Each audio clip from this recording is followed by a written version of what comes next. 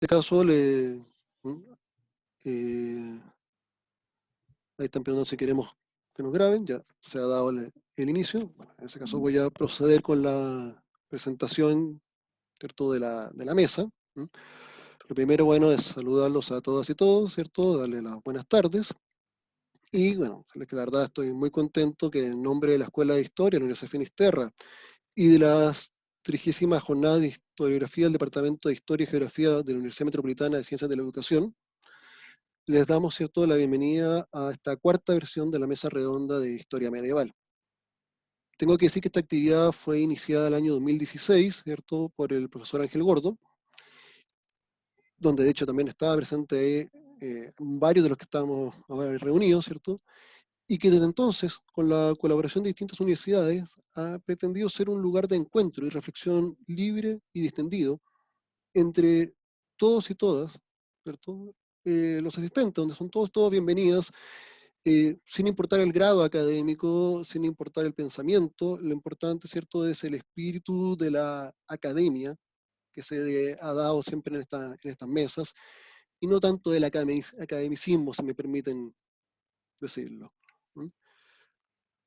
En esta ocasión, ¿cierto?, nos reunimos para hablar del tema de la crisis, ¿cierto?, entendida como una época de cambio, transformaciones y oportunidades, y no solamente, ¿cierto?, como una catástrofe. Y buscando en el siglo XIV, que a veces es llamado, ¿cierto?, el siglo del hambre, la guerra y la muerte, ¿cierto?, orientaciones para este tan atribulado siglo XXI que nos ha tocado, ¿cierto?, un siglo muy interesante, comienza con torres gemelas y termina con pandemias, parece. Con esa idea, ¿cierto?, también les presento a nuestros panelistas, a quienes por supuesto agradezco, y en nombre de las universidades agradezco su presencia. Parto por presentar a la doctora Paola Miseli, ¿cierto? Ella es secretaria de Investigaciones de la Universidad Nacional General Sarmiento. La profesora Miseli es doctora en Historia por la Universidad de Buenos Aires y su área de especialización es el Derecho Medieval, materia sobre la cual ha realizado diversas investigaciones y publicaciones. Nos acompaña también la magíster Ana Luisa Hendel. La profesora es magíster en estudios medievales por la Universidad de Navarra y actualmente es profesora de Cultura Occidental en la Universidad Gabriela Mistral, además de dictar distintos cursos de extensión en materia medieval. Sus investigaciones se han centrado en los siglos XIV y XV, principalmente en torno a la peste negra, el arte macabro y la actitud de la muerte en el cristianismo medieval. Nos acompaña también el profesor Ítalo Fuentes, ¿cierto?, magíster en Historia por la Universidad de Chile, profesor del Departamento de Historia y Geografía de la Universidad Metropolitana, docente también de la Universidad de Finisterra y cofundador del grupo Calenda Maya. Sus áreas de investigación son en torno a la cultura del mundo medieval, materia sobre la cual ha sido autor de distintos trabajos académicos. Gracias. También nos acompaña, ¿cierto?, el profesor Rómulo Hidalgo. El profesor Hidalgo es máster en Identidad Europea Medieval por la Universidad de Lleida, en España, y magíster en Literatura Comparada por la Universidad Adolfo Ibáñez. Actualmente es profesor de la Universidad de los Andes y de la Pontificia Universidad Católica de Valparaíso. Sus áreas de investigación es la literatura medieval, sobre temas sobre el cual ha realizado diversas investigaciones. Finalmente, también ha sido en estas mesas, también con agrado presento al doctor Luis Clemente. Él es doctor en Historia por la Universidad de Extremadura y docente de la Facultad de Filosofía y Humanidades de la Universidad de Chile.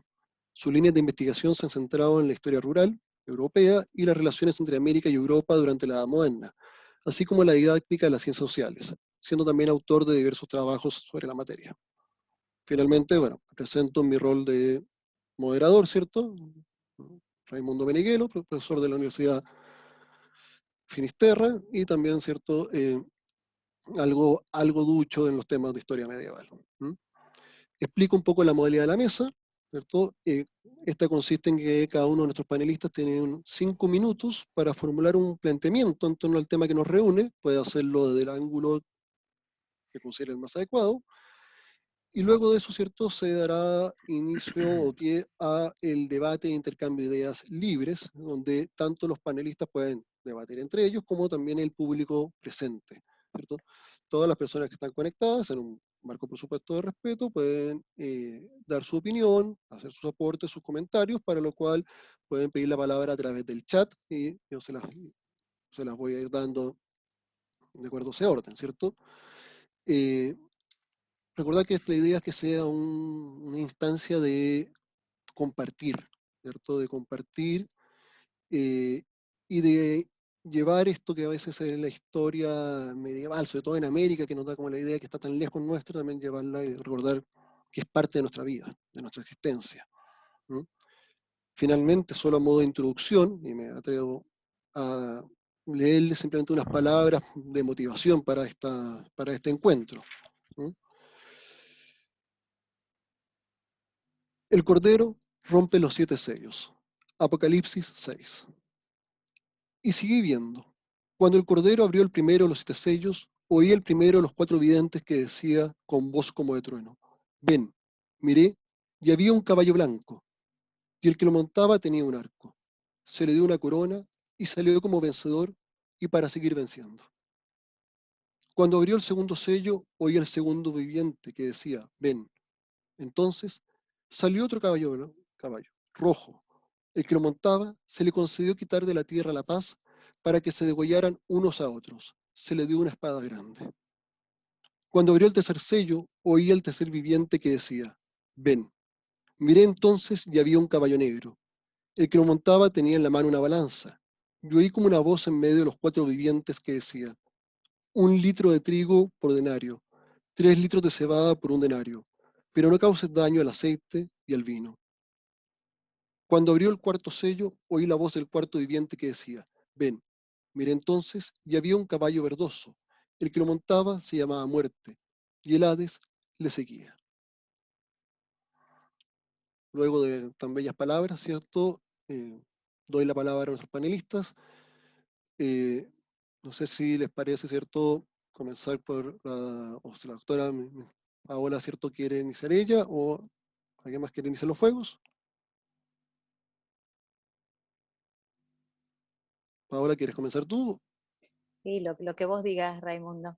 Muchas gracias. Entonces, ahora cedo la palabra a nuestros panelistas. Bueno, antes que nada, agradecerle a Raimundo la invitación, no solo para poder compartir este espacio, creo que es muy importante en este momento, y además porque veo varias caras de amigos y colegas que hace mucho que no veo, como Ángel, por ejemplo, que lo veo por ahí, y a Rómulo también, a Ítalo recién que decía, y me llena de alegría y de vitalidad para atravesar estos momentos tan difíciles. Así que muchas gracias. Bueno, eh, paso a inicio, digo, así, ya que tenemos poquito tiempo, aunque sea una disparada así de algunas ideas.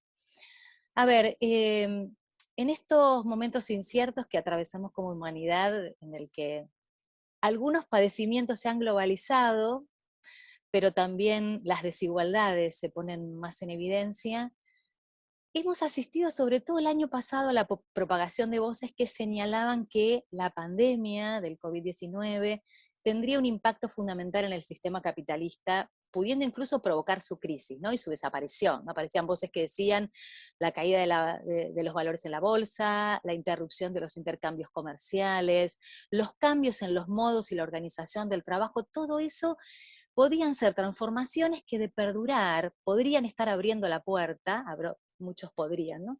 Al nacimiento de un nuevo sistema o al fin de algo, ¿no? Tenemos solo el interrogante, pero pocas certezas. Los historiadores y las historiadoras sabemos que es difícil predecir un cambio y que hay factores incluso azarosos, además de estructurales, que convergen para que algo suceda, ¿no? Del mismo modo que escuchamos estas voces, mucho más el año pasado que este año, también recibimos información este último tiempo de que en el último año los sectores más concentrados de la economía se han enriquecido más que nunca en este último año, ¿no? Entonces, ¿qué crisis? ¿Crisis de qué estamos hablando? No es posible pensar una crisis de nuestro sistema actual y ahí inevitablemente, cuando hablamos de pandemia, peste y crisis, los medievalistas y las medievalistas hacemos un link con el siglo XIV, como decía Raimundo, y en ese, ¿no? Pensando en un momento histórico que según la historiografía atravesó una pandemia sumamente mortífera y una crisis económica, ¿no? De la misma manera que desde la filosofía, la sociología, los politólogos hoy en día se preguntan acerca del fin del capitalismo, se construyó un tópico historiográfico en el que peste y crisis en el siglo XIV podían dar paso a la crisis de un sistema como el sistema feudal. Ahí voy a hacer un link por ese lado con nuestro presente. A ver, la crisis, como sabemos muy rápidamente, y no me voy a meter en esto en particular, la crisis llamada crisis del XIV tenía factores diversos. Por un lado la peste, que es lo que en un punto parece que nos convoca siempre a pensar en el siglo XIV, una peste con un nivel de mortandad mucho más alto que la que vivimos hoy en día y de una velocidad mucho más atroz en la, perdón, sí, hoy en día mucho más atroz en su velocidad de contagio y mucho menor en el siglo XIV. Una peste que diezmó fuertemente la población y que implicó una caída demográfica muy fuerte para algunos historiadores. Y otro elemento también que caracterizó esta crisis fue algo que tuvo que ver con el cambio climático. Eh, Robert Fossé hablaba de transgresión turkenquiana para referirse a una transformación en el clima que no estaba vinculado a los efectos de la acción humana, sino a un fenómeno de la naturaleza que implicó un aumento duradero y general del nivel del mar, que significó una serie de transformaciones climáticas. Un clima más húmedo, más frío, más inestable, provocó un conjunto de transformaciones bióticas, digamos, que afectaron la producción, por ejemplo, cerealística, ¿no? Esto produjo graves carestías, altibajos de precios, ¿no? Estructuras que ya conocemos los que hemos estudiado o que hemos leído sobre la crisis del 14, yo la he leído más que estudiado. Este combo de peste, cambio climático, produjo entonces, como sabemos, fuerte caída demográfica, crisis agraria, reducción de la productividad del suelo, pauperización de la producción de los tipos de cereales cultivados, ¿no? Aumento de zonas despobladas. Lo digo rápidamente, para después, si queremos, seguimos avanzando con esto. Desde la historiografía marxista, esta crisis fue concebida como el inicio del fin del feudalismo, porque se señalaba que con la crisis del 14 finalizaba una forma de explotación del trabajo específica que había caracterizado el feudalismo, que era la servidumbre, es decir, el fin de la renta en trabajo. Sin embargo, en estos últimos 20 años, esta concepción de la crisis se ha puesto en duda, como sabemos, ¿no? Primero, no se la considera una crisis general, sino que hay una crisis, un análisis local de la crisis, y en algunas regiones no se advierte una tal crisis. Y en segundo lugar, porque muchos historiadores consideran, de la línea más francesa, Morcel, Bachet, que el fin de la renta en trabajo, es decir, de la servidumbre, no implicó el fin del feudalismo. Porque este sistema hay que mirarlo de un modo integral, no se puede definir un sistema solo por uno de las modalidades de explotación del trabajo que tenía el sistema feudal, y hay que entenderlo como un sistema de dominación basado simultáneamente sobre hombres y tierras, cuestión que para esta historiografía recién se transforma en el siglo XVIII.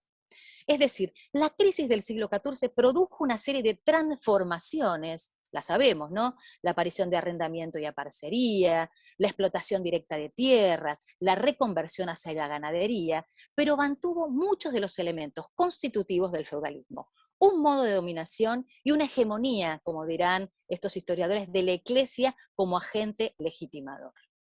Entonces, un sistema social, político, económico no entra en crisis porque una de sus variables se agote o porque se produzca una fuerte caída demográfica. No sabemos el impacto que tuvo la explicación demografista para entender las crisis antes del capitalismo.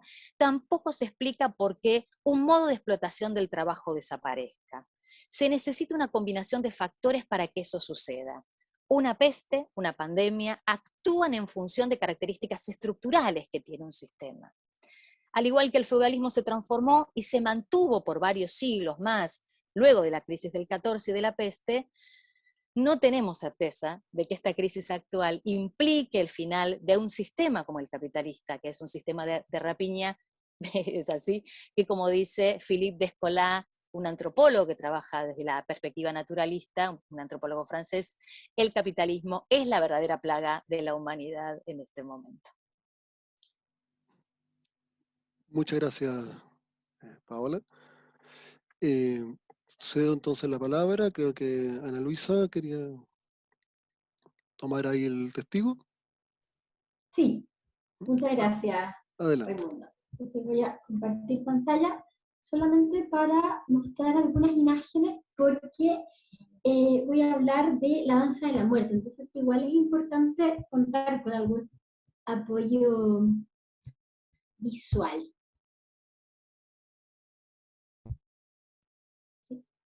Ahí sí. Ahí sí.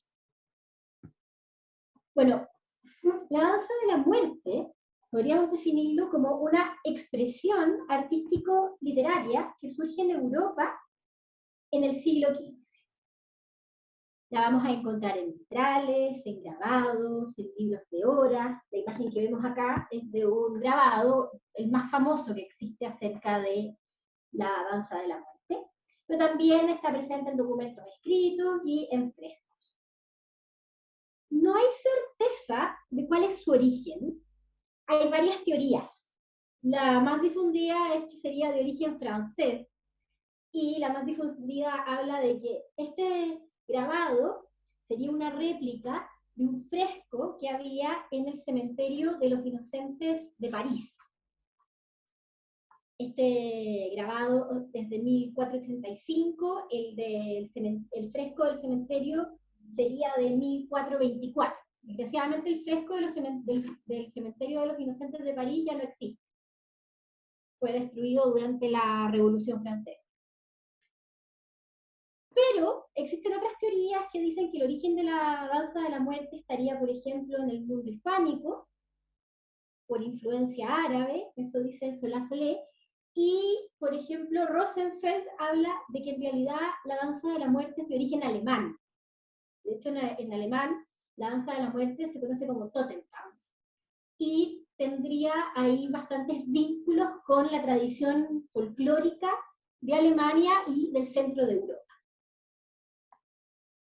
Una de las teorías acerca del origen de la danza nos cuenta que probablemente fue compuesta para hacer representaciones teatrales, y de hecho hay algunos vestigios de esto. Incluso hay uno que es muy anterior a la misma peste negra. Se cuenta que en la boda del rey Alejandro III de Escocia, que a fines del siglo XIII, hubo una representación teatral de la danza de la muerte. También tenemos documentos que nos hablan de que en la coronación de Fernando de Antequera, como rey de Aragón, en 1414, se habría representado. Y por último, Huizinga nos recuerda que en una fiesta que da el duque de Borgoña en 1449, también hay una representación teatral de la danza macabra o danza de la muerte. ¿Qué es la danza de la muerte? La danza de la muerte es, como ya les expliqué, una expresión artístico-literaria donde se representa la muerte, tal como la vemos aquí, personificada como un transido. Un transido son estos esqueletos, en fondo un cadáver en proceso de descomposición. Y es una imagen que hoy en día la cultura popular la tiene bien incorporada. La hemos visto en películas, en dibujos animados, pensemos en El libro de la vida o en Coco, hablando de películas de dibujos animados, en el mundo infantil. También ha sido representada por películas por Tim Burton. Muy vinculado también, con mucha influencia en la tradición mexicana. Habría aquí algún vínculo entre la danza de la muerte europea medieval y las catrinas mexicanas, porque la danza de la muerte parte de la Edad Media, pero va a trascender los límites de la Edad Media, y también va a ser influyente en los primeros siglos del mundo moderno. Y hubo una danza que fue publicada en México en la época colonial. Bueno, ¿qué es lo que representan estos transidos? La muerte personificada, que invita a bailar a distintos representantes de la sociedad estamental. De hecho, esta imagen en concreto nos muestra a la muerte invitando a bailar al Papa y al emperador. Normalmente en la danza se va alternando un clérigo y un laico. Tenemos al Papa y al emperador, al obispo y al rey, al sacerdote y al caballero. Hay otras danzas que se hacen más tardíamente, donde por ejemplo se representa solamente personajes femeninos que van representando las distintas etapas en la vida de una mujer. Luego hay también danzas donde se van alternando hombres y mujeres en distintas edades. Una de las representaciones de la danza de la muerte más famosa es esta, los grabados que hizo Hans Holbein en el siglo XVI, que también estarían influidos por las imágenes de esta llamada durante mucho tiempo la primera danza de la muerte, que era el fresco en el cementerio de los inocentes de París. Durante mucho tiempo se decía que esa había sido la primera representación pictórica de la danza de la muerte, pero hoy hay voces que dicen que pudo no ser de origen francés, sino, como les decía antes, alemán o incluso español. En general, y esto es una de las cosas más interesantes que tiene la danza de la muerte, los personajes, al enfrentarse a esta danza macabra,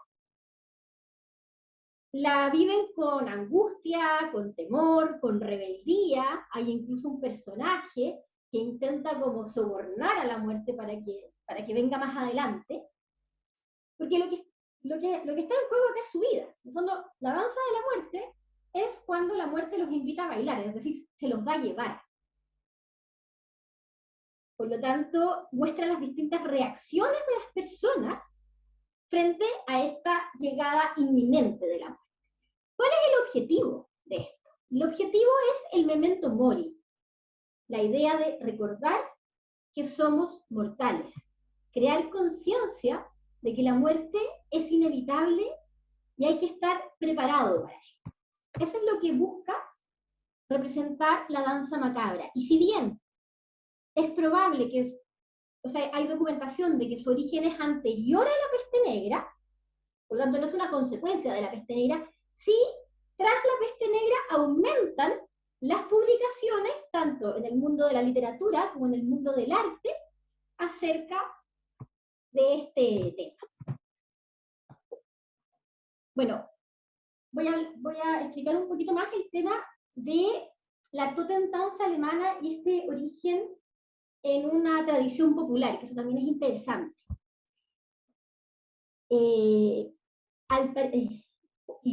La creencia que se daba en el centro de Europa afirmaba que para la noche del 2 de noviembre, que es el Día de Todos los Difuntos, se pensaba que los muertos salían ese día de sus tumbas en los cementerios y comenzaban a visitar a sus parientes. Entonces, había ahí todo un llamado de advertencia a los incautos, porque decía, ojo, los muertos pueden salir a visitar a sus parientes, pero también a veces andan cazando a gente que está viva para llevárselos con ellos. Y hay toda una creencia que es bien terrorífica de la caza salvaje, de estos difuntos que no solamente danzan, sino que se llevan a otras personas. Entonces,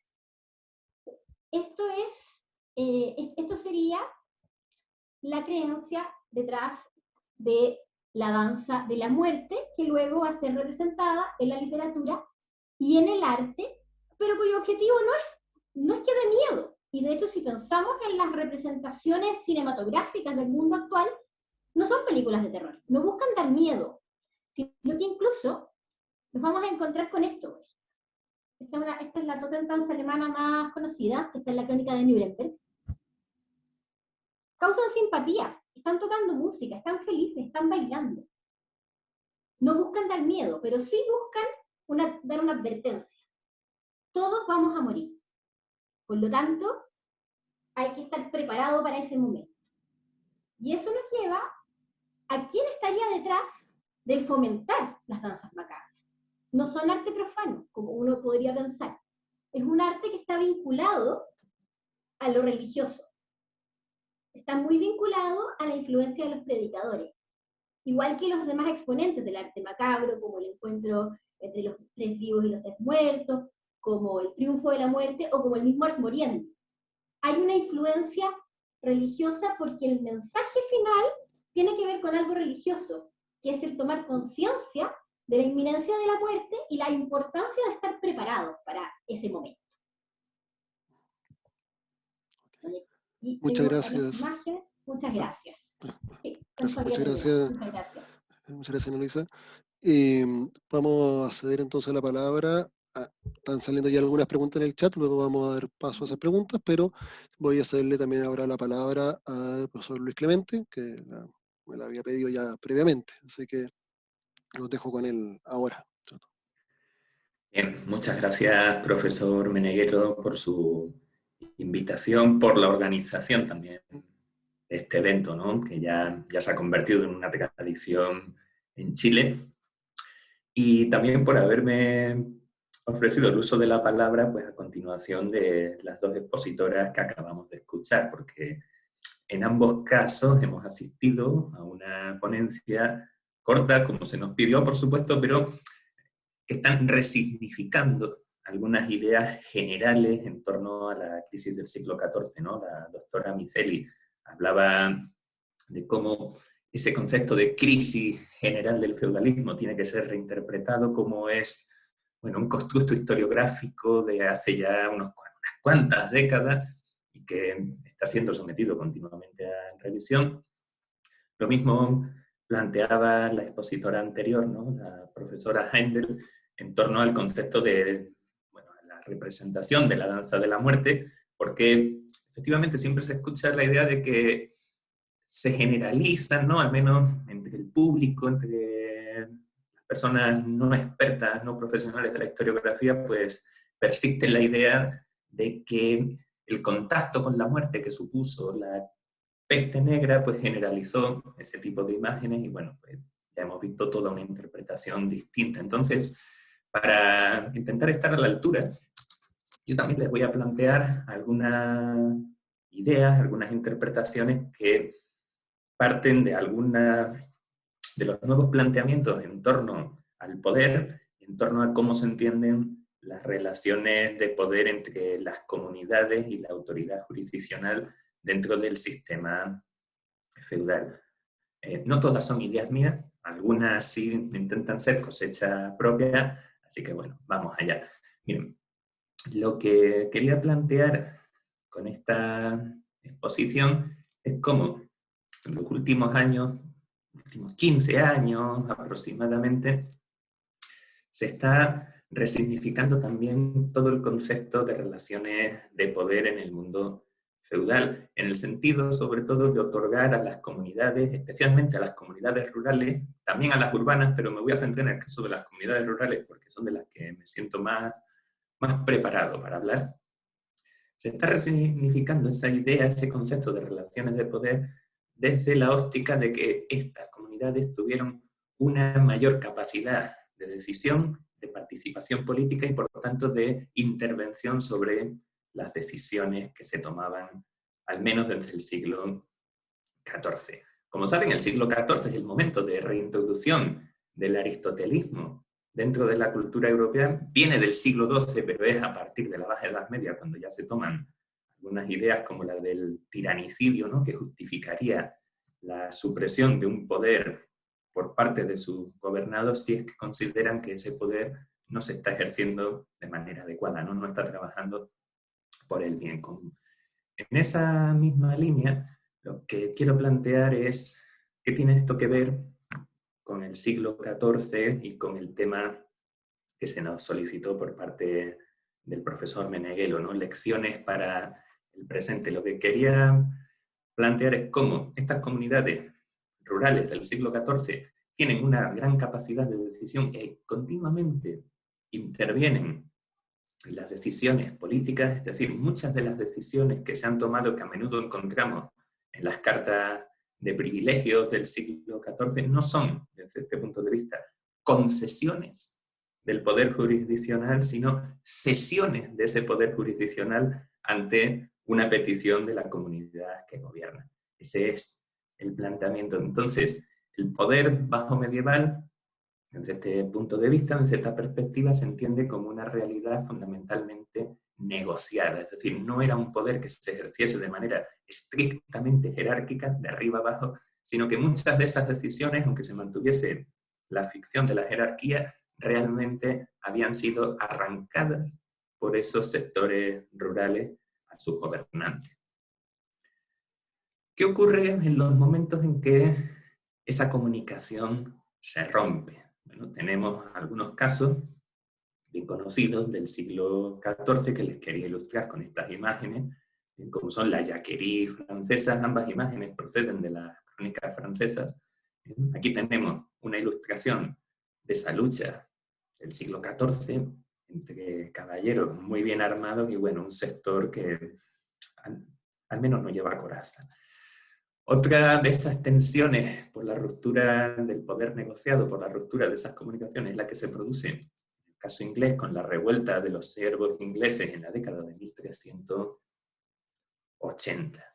Bien, claro, tradicionalmente se ha planteado que estos grandes levantamientos, estos enfrentamientos casi revolucionarios de la época, fueron los responsables de la mejora de las condiciones político-económicas y sociales de la Baja Edad Media. Lo que estoy planteando, y es insisto, una reflexión que ahora les apoyaré con algún material, ¿vale? Es que realmente lo que expresan estos momentos de estallido social del siglo XIV es la ruptura de esa comunicación entre el poder jurisdiccional, el señor feudal de turno, o incluso la propia monarquía y las comunidades gobernadas. ¿Cómo podríamos probar que esto no funcionaba así?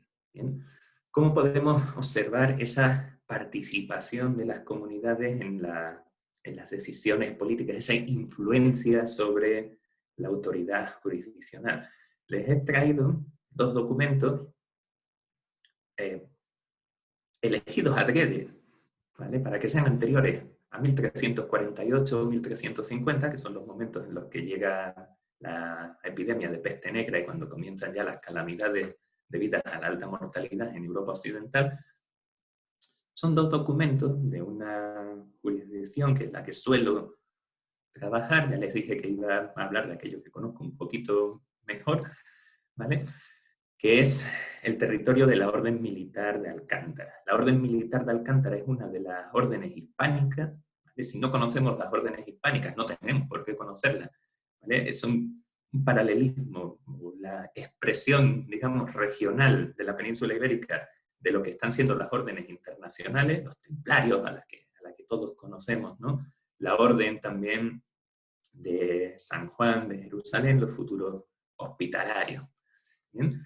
Bien, estas son órdenes ibéricas, creaciones de la monarquía de Castilla y de la monarquía de León para tener un pequeño ejército y también para utilizarlo en ese enfrentamiento contra los musulmanes en el contexto de la península ibérica medieval. Bien.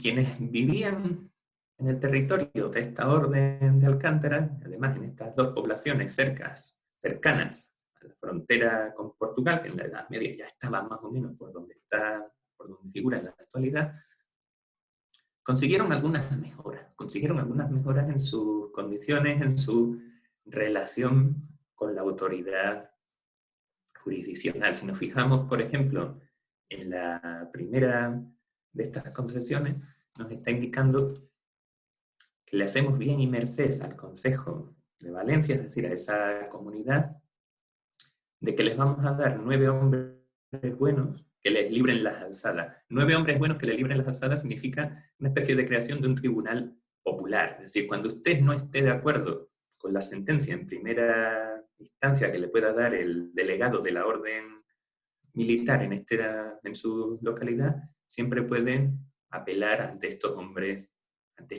buenos, ¿vale? Siempre que ellos sean personas idóneas, hayan jurado ante los evangelios, etc. Y también están creando, fijémonos, una especie de inspección, de servicio, una especie de pequeña policía rural, ¿no? 3 hombres, también tendrían que ser personas idóneas, por supuesto, pero que sean los encargados de ver las aguas, las carreras, es decir, los caminos, ¿no? Los caminos de carros, eso es una carrera, y los heredamientos, es decir, las tierras privadas que tengan forzados, es decir, que alguien les haya robado, dícese la autoridad jurisdiccional y sus miembros, ¿vale? Miembros de la orden que estén usurpando tierras particulares o tierras del Consejo. Y así como los encuentren, que lo comuniquen a los alcaldes y que sean librados sin detenimiento alguno. Bien, ¿qué es lo interesante de este documento de 1317? Primero, es de una época anterior a las calamidades de la peste negra, si bien es cierto que ya las cosas se estaban complicando en Europa Occidental desde principios del siglo XIV, ya se habló del cambio climático, ya lo hizo la doctora Miceli, pero ¿qué es lo interesante? Fijémonos en el expositivo del documento. Dice que nos pidieron, es decir, estamos haciendo esto porque se nos ha pedido por parte de esa comunidad. No es una concesión graciosa como se ha visto en muchas ocasiones en la historiografía, por parte de la historiografía medievalista española, donde se presentan como concesiones para mejorar el poblamiento, ¿no? Para captar vasallos, lo cual también es válido, pero ojo, en estos momentos no parece que sea una planificación de la autoridad jurisdiccional para atraer nuevos pobladores a la zona, sino que partió de abajo, ¿vale? Esa comunidad, ese consejo, lo está solicitando. ¿Qué otro documento tenemos para esta zona? Para Valencia de Alcántara. Perdón. Bien. En este otro caso, que bueno, ya se están desarrollando algunas instituciones concejiles, ya ustedes están creando esos pequeños tribunales populares, ese servicio de inspección, policía, no sé si llamarlo así, ¿no? Solamente para que nos entendamos, claro, pero todo eso cuesta dinero. Entonces, de alguna parte tendremos que conseguir los recursos para financiarlo. ¿Qué hace el Consejo? Pues también, ¿no? No tenía renta ninguna. Algunas palabras que encuentran aquí se deben, si les parece un poco extrañas, a que son de la frontera portuguesa y incorporan algunos términos en portugués, ¿de acuerdo? Es una época en la que el castellano ya está definido, pero todavía en la zona pues no está tan claro. ¿Bien? Entonces le va a decir que le dan al Consejo de Valencia o de Alcántara la renta de la almotacenía. La renta de los almotacenes es la renta de los mercados, ¿vale? De los vigilantes del mercado.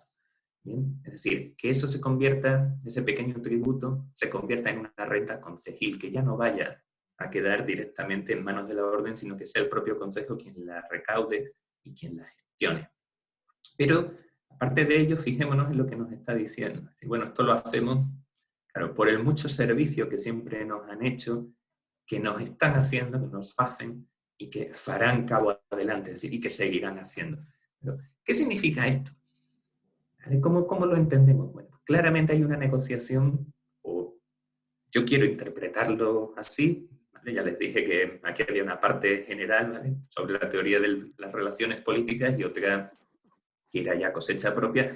Quiero interpretarlo, mi interpretación es esa al menos, ¿no? Aquí se trata de contentar a esa comunidad, porque si no, cuando necesites a esa comunidad, no van a estar disponibles, ¿no? Como se dice en Chile, no van a estar ni ahí con la orden. Y los podrás forzar, pero tener que forzar a alguien a que te haga un trabajo es difícil.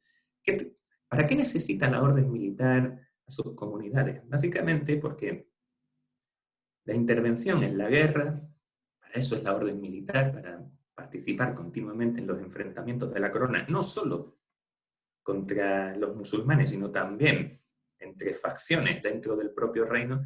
En el momento que tengas que movilizarlos, no movilizas solamente a los caballeros de la orden, que al final no serían más de 40 o 50. Es decir, ¿qué hacemos con 50 caballeros? Eso no es una potencia militar, eso no nos sirve para nada. La orden tiene que reclutar personas de entre sus consejos, que se conocen como caballeros de cuantía. Es decir, todos los que tengan un cierto nivel de riqueza deben participar en la hueste, deben aportar su caballo y una panoplia militar completa, ¿no? Deben venir a la guerra.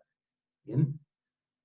¿Por qué van a movilizarse esas personas si no las compensa de alguna manera? Es decir, ¿cuál es el incentivo? ¿Bien? Esa es una de las realidades que se están dando en esta baja Edad Media y es uno de los motores que están facilitando que las comunidades rurales puedan negociar algunas condiciones, ¿bien?, con la autoridad jurisdiccional.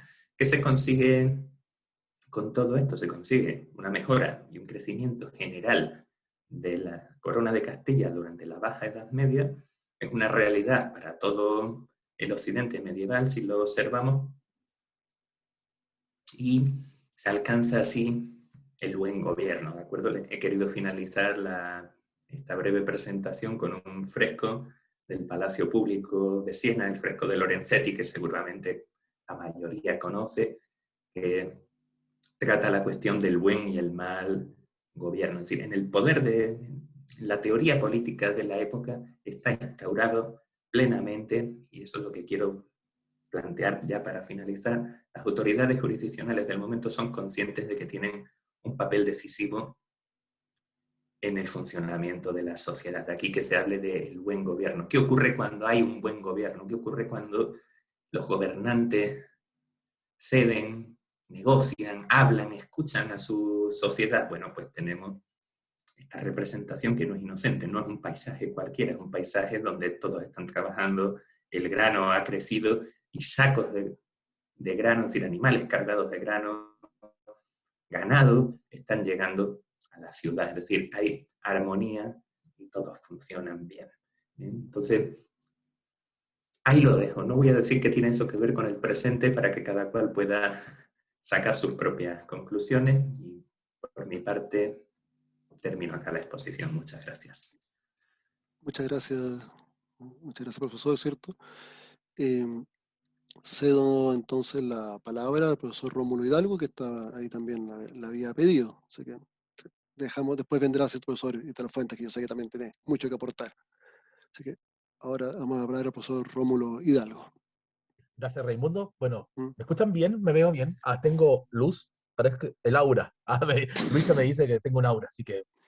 Primero, agradecer a Raimundo por la invitación, luego saludar a la doctora Paula Micheli, un gusto, saludos desde acá, y después a mis buenos amigos Ítalo, Ana Luisa y Luis Clemente, Luis Vicente, ¿qué tal? ¿Cómo estás? Y bueno, agradecer a todas y a todos los que están con nosotros el día de hoy. Para mí hablar en un encuentro de historiadores siempre es un agrado. Yo vengo de la literatura, como muchos de ustedes pueden saber por lo que ha referido Raimundo, así que hablaré de lo que significa esta literatura en el siglo XIV, ¿no? Y voy a plantear en estos 5 o 6 minutos un panorama y luego un par de minutos para detenerme en un par de casos que creo que pueden ser significativos para nosotros desde nuestra perspectiva, como nos propone el encuentro, ¿no? Hacer un puente con nuestro propio tiempo. El siglo XIV, claro, es un siglo de crisis también en la literatura, pero normalmente en las artes y en la literatura en particular, la crisis es muy buena para los creadores, ¿eh? Los grandes poemas no son de amor, son de desamor. Los grandes autores de la historia normalmente se han visto enfrentados a una coyuntura que han dado respuestas de la ficción, y la ficción nos lleva, como dice Mario Vargas Llosa, a vivir mundos que no podemos vivir en nuestra vida cotidiana, ¿no? Nos permite vivir otras vidas. Entonces quiero entrar desde esa mirada a este siglo XIV, que claro, es una crisis, pero también es una literatura de transición. Y es una literatura de transición desde un modelo feudal que lentamente se va modificando, se va opacando, se va asimilando. Hay una sostenida desaparición, por ejemplo, los cantares de gesta, las chansons, que eran tan comunes en siglos anteriores. La novela ha ido modificándose, por ejemplo, de los viejos textos de Bertrand de Troyes en el siglo XII, o los viejos Lais de María de Francia. Ha pasado harta agua bajo el puente y sobre el puente, diríamos. Entonces los textos se han prosificado. Hay gustos que han cambiado. La burguesía también exige una presencia en esos textos literarios. La corte será un espacio también que se cambiará, se modificará. Se mirarán a otros personajes, a otros tipos, diríamos, y por lo tanto hay una cierta revolución, tanto en el formato como en las temáticas. Si ustedes miran algunas novelas del siglo XIV, las aventuras del campo de batalla, por ejemplo, se han ido modificando por aventuras interiores, ¿no? Se vuelca la mirada a los espacios interiores. Muchas aventuras del lecho, con cierto erotismo muy, muy acusado en el XIV, que a algunos se espantará y a otros les gustará muchísimo. Si vemos desde la tradición lírica, por ejemplo, de la poesía de trovadores, claro, ya en el 14 no está separado, después Ítalo obviamente sabré mucho más de esto que yo, pero está separada ya la palabra, esa voz de la música. Así que es interesante pensarlo desde una cierta, entre comillas, superación de esa poesía de trovadores y troveros, y Minnesänger en Alemania, pero también hay un grado muy importante de consolidación de la memoria de esos autores, de esas fuentes, porque los grandes manuscritos de la poesía de trovadores no son del 12 ni del 13, son del 14. Probablemente el más famoso de ellos sea el Codex Manesse, que es de principios del 14. Así que si vemos también como una suma o como una consolidación de las tradiciones anteriores en la literatura del 14, en lo que significa manuscritos, me parece que hay un punto interesante y luminoso, como mi luz, de luminoso para esa tradición literaria. Y no puedo dejar de mencionar acá, sobre todo en este año tan importante para nosotros en la literatura, la presencia de la triple corona, de los tres grandes autores en Italia, ¿no? Lo que significa la labor de Dante, de Boccaccio y de Petrarca, como continuadores y también modificadores y esta especie de bisagra entre ese mundo que lo antecede y lo que está por venir. O sea, mucho de lo que ocurrirá en la poesía europea los siguientes siglos está aquí, en el 14, consolidándose. O sea, la influencia de Petrarca en toda la poesía hispánica, en toda la poesía peninsular de los siglos siguientes, es inconmensurable e indesmentible. La presencia de Dante en el imaginario de los infiernos de amor en España también es un hecho acusado. Entonces, cuidado cuando miramos en eso que Jacques Le Goff dice como diseccionar la historia, ¿no? Diseccionar. Hay una continuidad, con matices, con diferencias, con ciertas superaciones, pero me parece que esto es como una bola de nieve que se enriquece y se enriquece y que, bueno, nos va dando muestras de grandes genios en el 14. Quiero detenerme entonces en lo que significa algunos casos. Voy a nombrar algunos casos para poner sobre la mesa. En España, ¿cómo olvidar don Juan Manuel, que hace críticas a los que están copiando los textos? Don Juan Manuel es muy, muy hábil, dice, si hay algún error en los textos que se están copiando, no es de don Juan Manuel, sino es de aquel que está copiando. Así que hay ingenios también, hay una especie de resumir, de sumar esa tradición anterior, oriental, los famosos fablieux franceses del 2 y del 3, entonces hay un compendio, me parece interesante sumar esa palabra, ¿no? Es el siglo o es el tiempo de Juan Ruiz, contemporáneo de Boccaccio. Y Juan Ruiz nos abrirá justamente esa relación con esa tradición lírica y cuentística anterior, esa alegoría, pero también nos pondrá sobre la mesa la Trota Conventos, que más adelante estará tan ligada a Fernando de Rojas y todo ese gran texto que es La Celestina. Por lo tanto, hay autores fundamentales que tratan otros temas, la pobreza. La pobreza también será muy vista en esta literatura. Y cuidado, tiempo de Dante, un autor como Cecco Angiolieri, ¿cómo lo clasifico? No está hablando del amor, ni está hablando de una Beatriz o de una Laura, habla de Bequina, ¿no? Una mujer del pueblo, una mujer que no está tratada de la misma manera idealizante. Así que también tenemos esa otra literatura, esa otra visión, esa otra forma de ver el mundo. Y aquí hay una mayor relación entonces con otros autores que a veces silenciamos del mundo medieval. A finales del 13 ya hay un autor que me parece notable como Rutebeuf, en Francia, un trovero, diríamos, uno de los últimos troveros, y un poeta tremendamente personal que habla de sí mismo y habla de su pobreza, del individuo, un autor prehumanista, podríamos llamarlo, y que tiene una consolidación en la poética de Checo y luego en el gran François Villon, que va a cerrar probablemente esa tradición poética ya en el 15. Entonces, si miramos el 14 desde la literatura, es un momento de oportunidades. ¿No? Me parece que es una palabra que también resume muy bien esta época. Y quiero pensar en 4 puntos finales y luego leerle un pequeño poema que no me puedo resistir leérselo.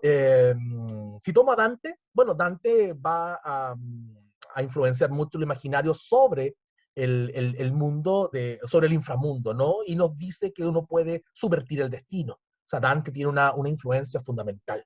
Si lo miro entonces desde lo que significa la poesía de mujeres, que ahí hay un tema fundamental que podríamos relacionar mucho con nuestra época, hay también una crisis y hay una crítica a la grande poesía de un Petrarca, por ejemplo. Estoy pensando en el 14, en Hortensia de Guglielmo, o en lo que significa Leonora de la Yenga, que son autoras que dicen, nosotras, no respondemos a esos ideales que proponen estos poetas a través de la imagen de una Beatriz o de una Laura. Si también hay otros discursos que me parece que enriquecen ese debate poético. Si lo miro desde Boccaccio, que me lo he guardado para el final, si miro desde Boccaccio, claro que es fundamental, ¿no? Hay una reflexión sobre la muerte, pero ahí mi propuesta literaria es un poco distinta y voy a nombrar el único teórico, que es François Laplantin, la antropología de la enfermedad. François Laplantin dice justamente que la enfermedad no es un acercamiento a la muerte, sino que es justamente un aferrarse a la vida. Y la literatura hace eso. La literatura está diciendo desde el siglo XIV algo que después se profundizará en el XVI, o probablemente nosotros llamaríamos XV, XVI, Renacimiento, que es la fama. Eso que de repente ya está en pañales acá y después va a ser tan importante en la historia de la literatura occidental, ya está aquí dándonos un gran ejemplo con Boccaccio y con lo que significa escribir sobre una peste. Boccaccio empieza a escribir hacia 1353, el Decamerone, y no es una excepción en la literatura. Y eso es lo que me parece tan importante también de decir. Hay una larga tradición de textos literarios que hablan sobre la enfermedad, que hablan sobre la peste. Piensen en la Ilíada, en Edipo Rey, cómo olvidar la gran tragedia clásica de Sófocles. Pienso en Daniel Defoe, en el Diario del Año de la Peste, un texto notable, que parece ser autobiográfico, un diario de vida, pero que es totalmente ficción. Piensen en La Peste de Albert Camus, tremenda novela del siglo XX, y más cercano a nosotros en El amor en los tiempos de cólera de Gabriel García Márquez. Así que hay una tradición y Boccaccio es un ejemplo luminoso, un ejemplo notable de todo lo del 14, todo lo que tiene que ver con el 14, pero sobre todo a mí me parece, sobre todo recordando a Fiammetta, a Pampine, a todos los grandes jóvenes que ahí huyen de Florencia cuando la peste se pone peor, a una finca por estas 2 semanas a contar cuentos, al menos eso dicen ellos. Hay 10 días que cuentan, hay 4 que no sabemos qué hacen. Es una forma de subvertir la muerte, es una forma de aferrarse a la vida, es ya un vitalismo, ¿no? Porque si ustedes piensan bien, la peste nos trae otras consecuencias, no solamente un miedo normal, también nos hace idealizar el pasado y nos hace también aprovechar el presente. Y eso me parece que es una oportunidad, por lo tanto. Así que en la proyección que nosotros podemos hacer de estas transformaciones, de este mundo, me parece que hay también una oportunidad, que es también algo que ustedes han dicho, que Raimundo lo señaló al inicio de esta exposición. Y solamente quiero leer un fragmento de un poeta que en estricto rigor no es del 14, pero como he dicho, antecede a lo que va a ocurrir en el 14 en esta lírica, no dantiana, no petrarquesca, sino que Rutebeuf habla de la pobreza, que es un tema que aparecerá también mucho en el 14. Y dice, no sé por dónde empezar, tan abundante es la materia que tengo para hablar de mi pobreza. Os pido por Dios, noble rey de Francia, que me deis algo para subsistir. Nosotros pondríamos hoy presidente o presidenta, ¿no? Con ello haréis una buena obra de caridad. Siempre he vivido a expensas de otros que me han fiado y prestado. Ahora ya nadie me presta, pues me saben pobre y endeudado. Y vos, en quien tenía depositada toda mi confianza, habéis estado fuera del reino. Entre la carestía de la vida y mi familia, que no está enferma ni abatida, no me han dejado dinero ni recursos. Encuentro gentes diestras en esquivar e ignorantes en dar. Gran rey, si me faltáis, todos me habrán faltado. Sin falta, me hará falta de qué vivir y yo no tengo. Nadie me mantiene, nadie me protege. Toso de frío, bostezo de hambre. Estoy a punto de morir desamparado. No tengo cubierta ni cama. No hay nadie tan pobre hasta Senli. Señor, yo no sé dónde ir. Mis costados conocen la paja, pero una cama de paja no es una cama, y en mi cama no hay más que paja. Señor, os hago saber, de aquí termino, que no tengo con qué procurarme el pan. En París estoy en medio de todas estas riquezas, y yo no tengo ninguna que sea mía. Veo muchos bienes y disfruto de pocos. Me acuerdo más de San Pablo que de cualquier otro apóstol. No tengo más que lo que podéis ver sobre mí. texto de finales del 13 que anticipa la gran poética del 14, pero que si lo digo que es de hoy en día, te apuesto que me creerían, Raimundo. Así que muchas gracias. Muchas gracias, Rómulo, por ese vistazo a la clase media, perdón, a la edad media. Eh, Dejo ahí también tirada la pelota en ese sentido. Hay también varios con preguntas en el chat que vamos a atenderla de inmediato, pero primero, ¿cierto? Darle la palabra al profesor Italo Fuentes para terminar con esta primera etapa de las presentaciones. Así que, Encantado. por favor, Gracias, profesor. Gracias, Raimundo. Sí, saludos a Paola, ¿no es cierto? A Ana Luisa, por supuesto, a Rómulo, ¿no es cierto? A nuestro Luis, que somos ahí compañeros de trabajo, ¿no es cierto? En la Universidad de Chile. Bueno, sí, todo esto que hemos estado escuchando, ¿no es cierto? Evidentemente nos instala en esta bellísima alternativa que existe en el pensar histórico desde el propio suelo, ¿no es cierto? Desde el propio lugar de enunciación. Es decir, de qué modo nuestro presente nos hace consonar, ¿no es cierto? O nos hace resonar los pasados, ¿no? Esa resignificación, ¿no es cierto?, que está en el pensar histórico. ¿M? Distintas generaciones, ¿no es cierto?, hacen detonar pasados diferentes porque les resultan significativos de acuerdo a sus propias circunstancias.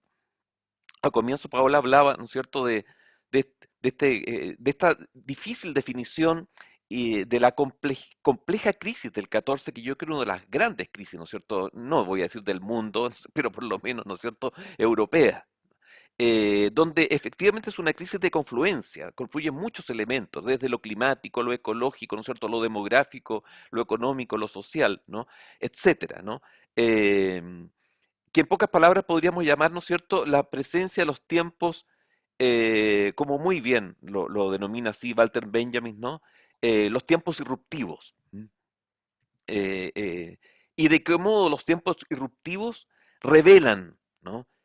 A propósito de lo que se ha hablado de la crisis en esta última parte, Rómulo, ¿no? Eh, claro, las crisis cuesta vivirlas a veces en el presente, pero las crisis también estimulan, ¿no es cierto? Abren lugares, abren espacios. Los tiempos irruptivos en donde el continuum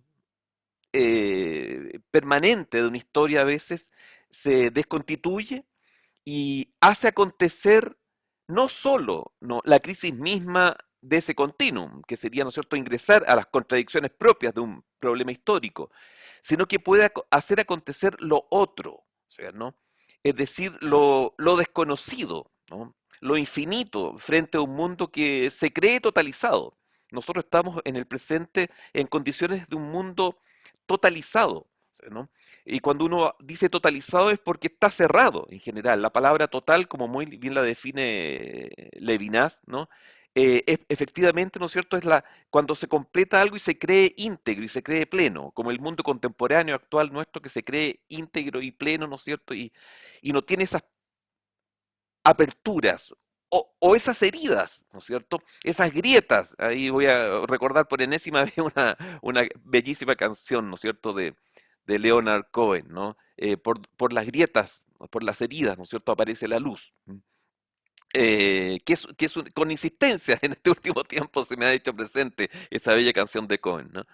Y entonces, en esta perspectiva, ¿no es cierto?, de lo que uno podría llamar apertura, efectivamente, son muchos los elementos confluyentes. Yo me voy a concentrar principalmente, ¿no?, en lo que podríamos denominar la perspectiva cultural.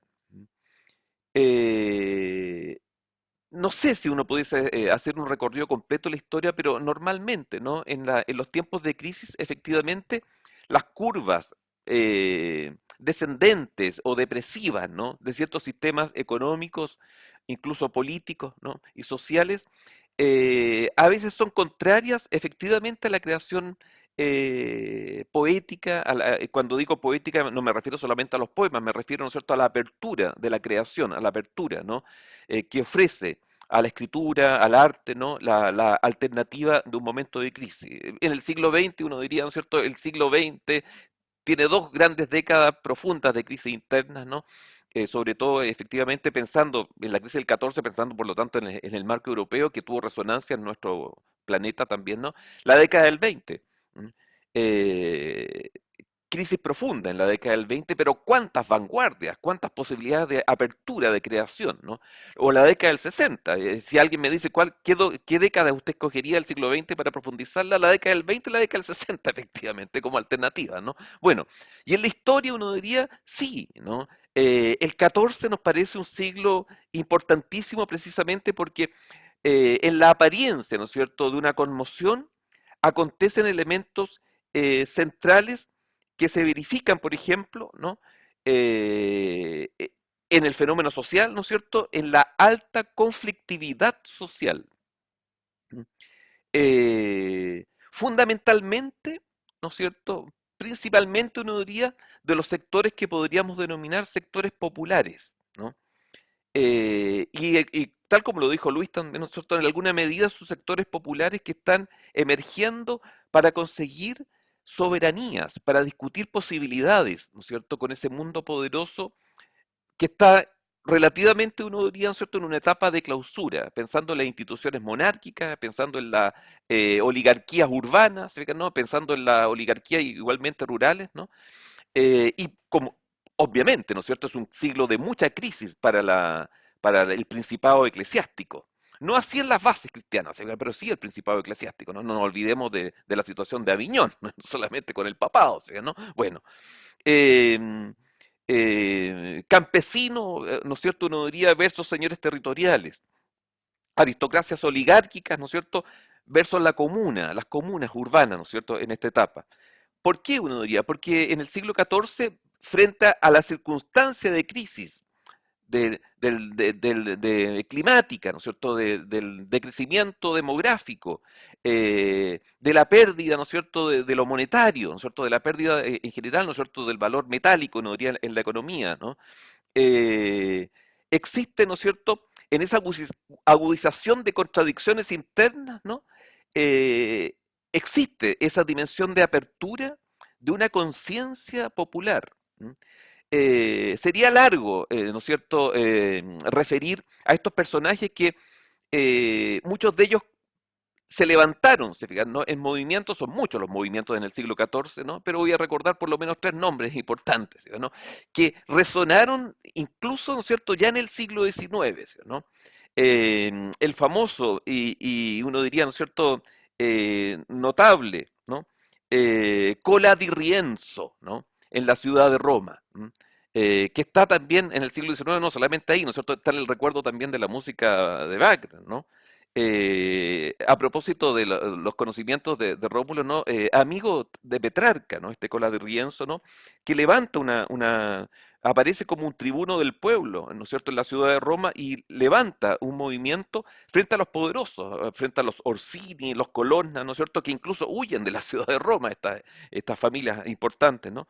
Un recuerdo también a Michele, ¿no es cierto?, Michele di Lando. Quiero decir que Cola di Rienzo se levantan estatuarias, ¿no es cierto?, recién en el siglo XIX para recordar a estos personajes rebeldes, ¿no? Michele di Lando, ¿no es cierto?, seguidor del pensamiento de Gioacchino de Fiore o a Joaquín de Fiore, ¿no es cierto?, establecido, ¿no?, en lo que uno podría llamar, ¿no es cierto?, la revuelta de los asalariados, si le pudiéramos llamar en alguna medida, ¿no?, de los que no estaban agremiados en la ciudad de Florencia, ¿no?, la famosa revuelta de los chompis, ¿no? Em, y luego, otro notable, ¿no es cierto?, que es Etienne, el gran Etienne, ¿no es cierto?, Marcel, que levanta la comuna en París, que se le va a recordar también en el siglo XIX a propósito de la comuna de París, ¿no es cierto? Bueno, eh, esa dimensión, ¿no es cierto?, permite, ¿no?, resurgir lo que uno denominaría, ¿no?, una recepción, ¿no?, de la cultura popular también en el plano que había recién indicado, ¿no es cierto?, artístico, en el plano poético, en el plano literario, ¿no? Esa cultura popular nunca desapareció, obviamente, ¿no es cierto?, en las tradiciones medievales del 12, del 13, está allí, patente, pero aquí resurge, ¿no es cierto?, desde una orilla incluso dialectal, ¿no? Conocemos ese camino decisivo e importante. Em,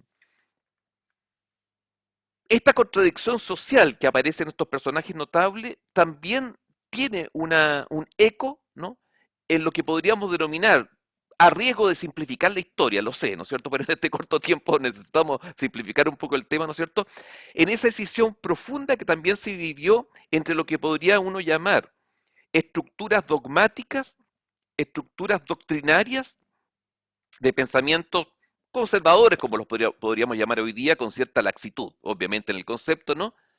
Y esas nuevas sensibilidades que se están levantando junto a estos movimientos sociales. Los movimientos sociales caminan junto a esta cultura que se está activando, ¿no?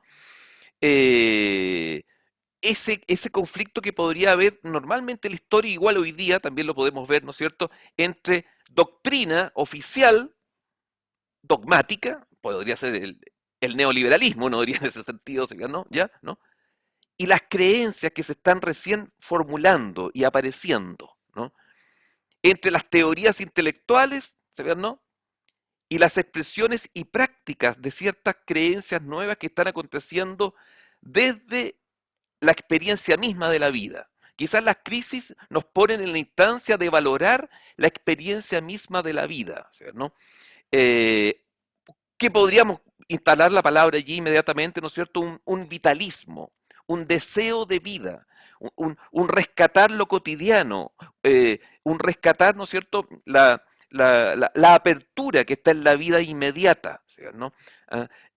No porque despreciemos las teorías intelectuales, ¿no es cierto?, ni en las estructuras teóricas de un mundo, sino que porque a veces esas estructuras teóricas se convierten en una retórica muerta a veces para muchos, no para todos será, ¿no es cierto? Ya, ¿no?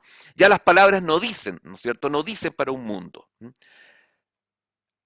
Había en el siglo XIV efectivamente un formalismo burocrático, ¿verdad?, una retórica instalada, ¿no?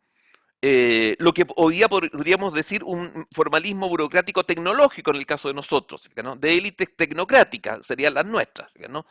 Y esas élites tecnocráticas también entrarían, ¿no es cierto?, en esa caída, ¿no?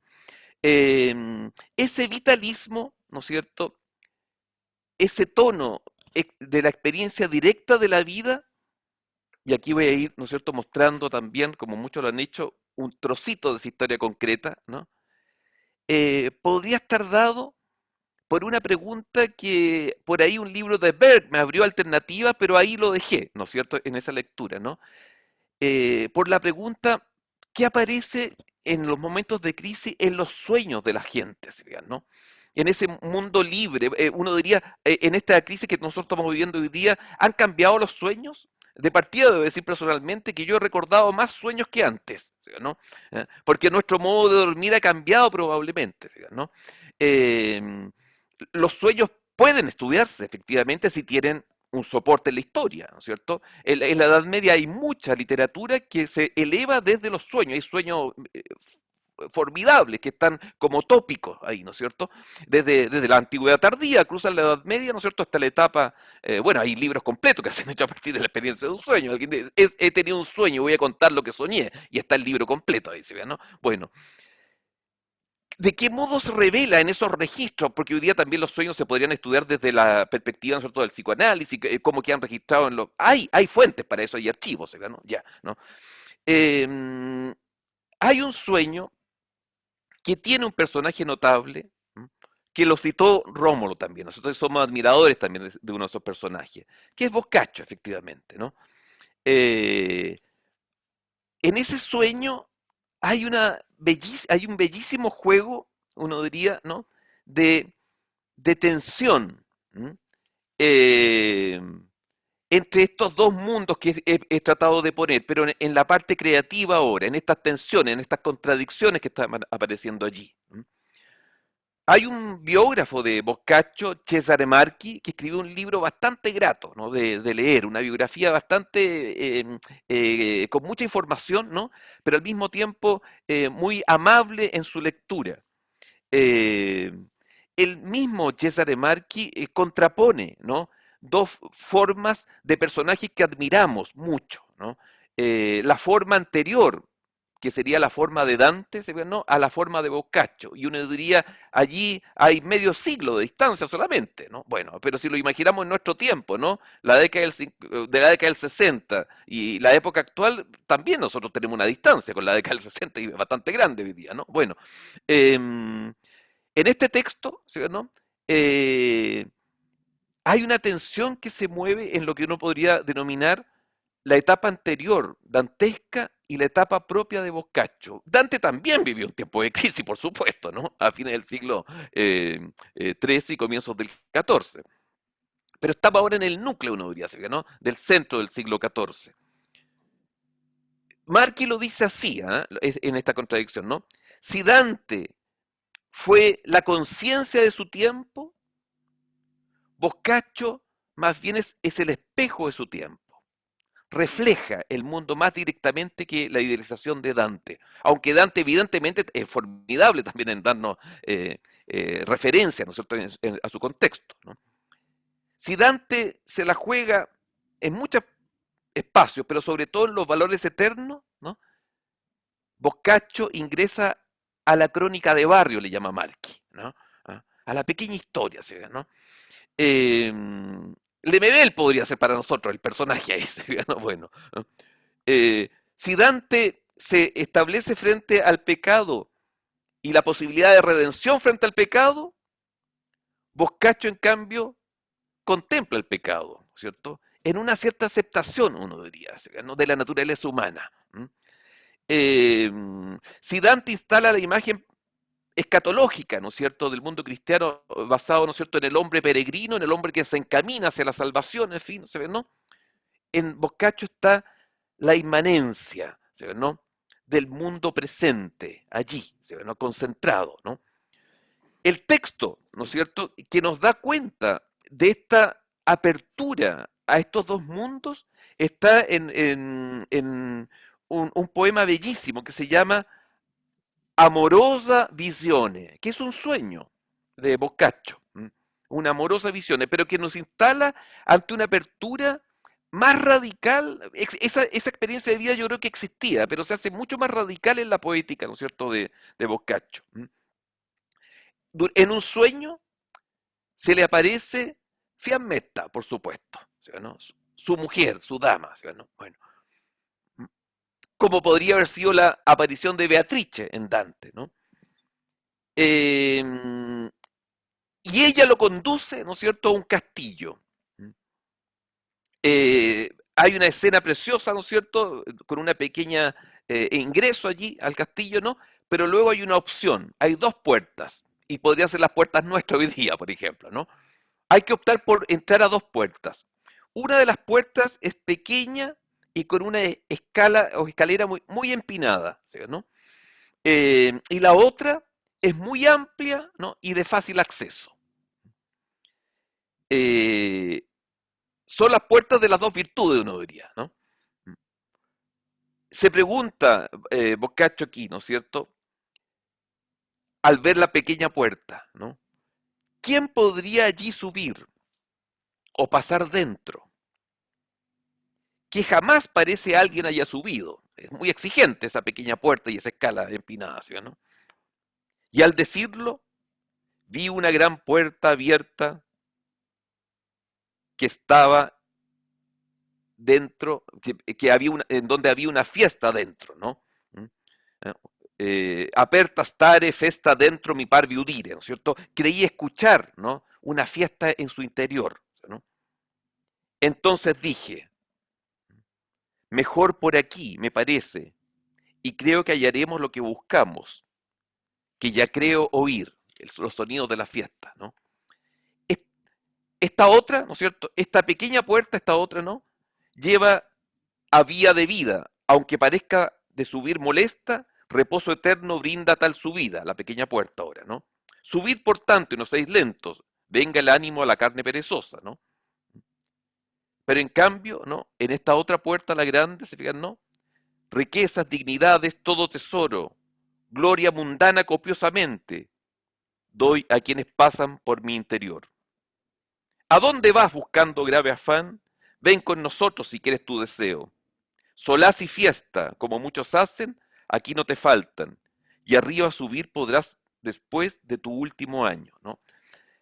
En este poema yo diría, ¿cierto?, se presentan ciertos gestos radicalizados del siglo XIV. Perdón, Ítalo. Y cierro ahora, Sí, inmediatamente. La búsqueda de una introspección que nos ha sucedido a muchos, esa tentación de la introspección en este mundo de reclusión, o la catarsis externa, la que tuvimos, ¿no es cierto?, en el 2019, por ejemplo, lo carnavalesco, ¿no es cierto?, de esa experiencia de octubre del 19, ¿no? La búsqueda del dolor, de la tragedia, uno diría, ¿no es cierto?, o la búsqueda de la comedia, ¿no? El puritanismo o el vitalismo, ¿no? El siglo XIV extrema las posibilidades y abre estas dos puertas, ¿no es cierto?, de radicalización frente a las actitudes de vida, que yo creo que hoy día en alguna medida se está presentando esa doble puerta. Quedo hasta acá. Gracias. muchas gracias, Ítalo. Bueno, tenemos algunas preguntas en el chat.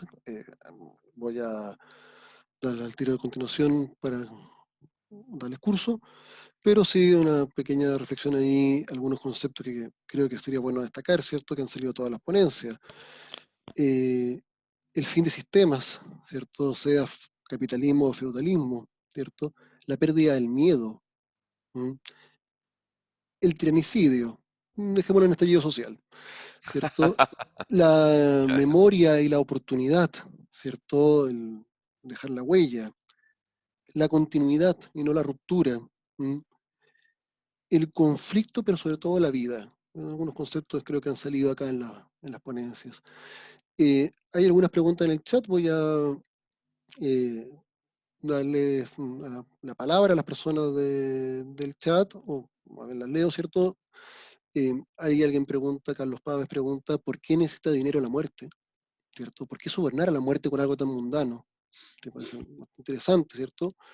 Benjamín Rivera pregunta respecto a la relación entre las pandemias, ¿cierto? En cuanto a los animales, que también es interesante eso ahí. Eh, y también ahí hay otra pregunta que habla de los cambios que tiene la literatura en el siglo XIV. ¿Se puede hacer un acercamiento hacia autores de este siglo? ¿Mm? ¿Cierto? Creo que eso le llega a Rómulo. Es decir, si la pandemia actual debería expresar algún posible cambio en la literatura actual, ¿cierto? Son algunas de las preguntas que tienen las personas que están en el chat. Y también ahora cedo también la palabra, no sé si de los que están también escuchándonos, alguien quiera hacer alguna pregunta directamente a los expositores o quiera hacer algún alcance, o bien si los expositores también quieren comentar las exposiciones. Sí, hay una duda que tengo, si que Sí, se puede adelante.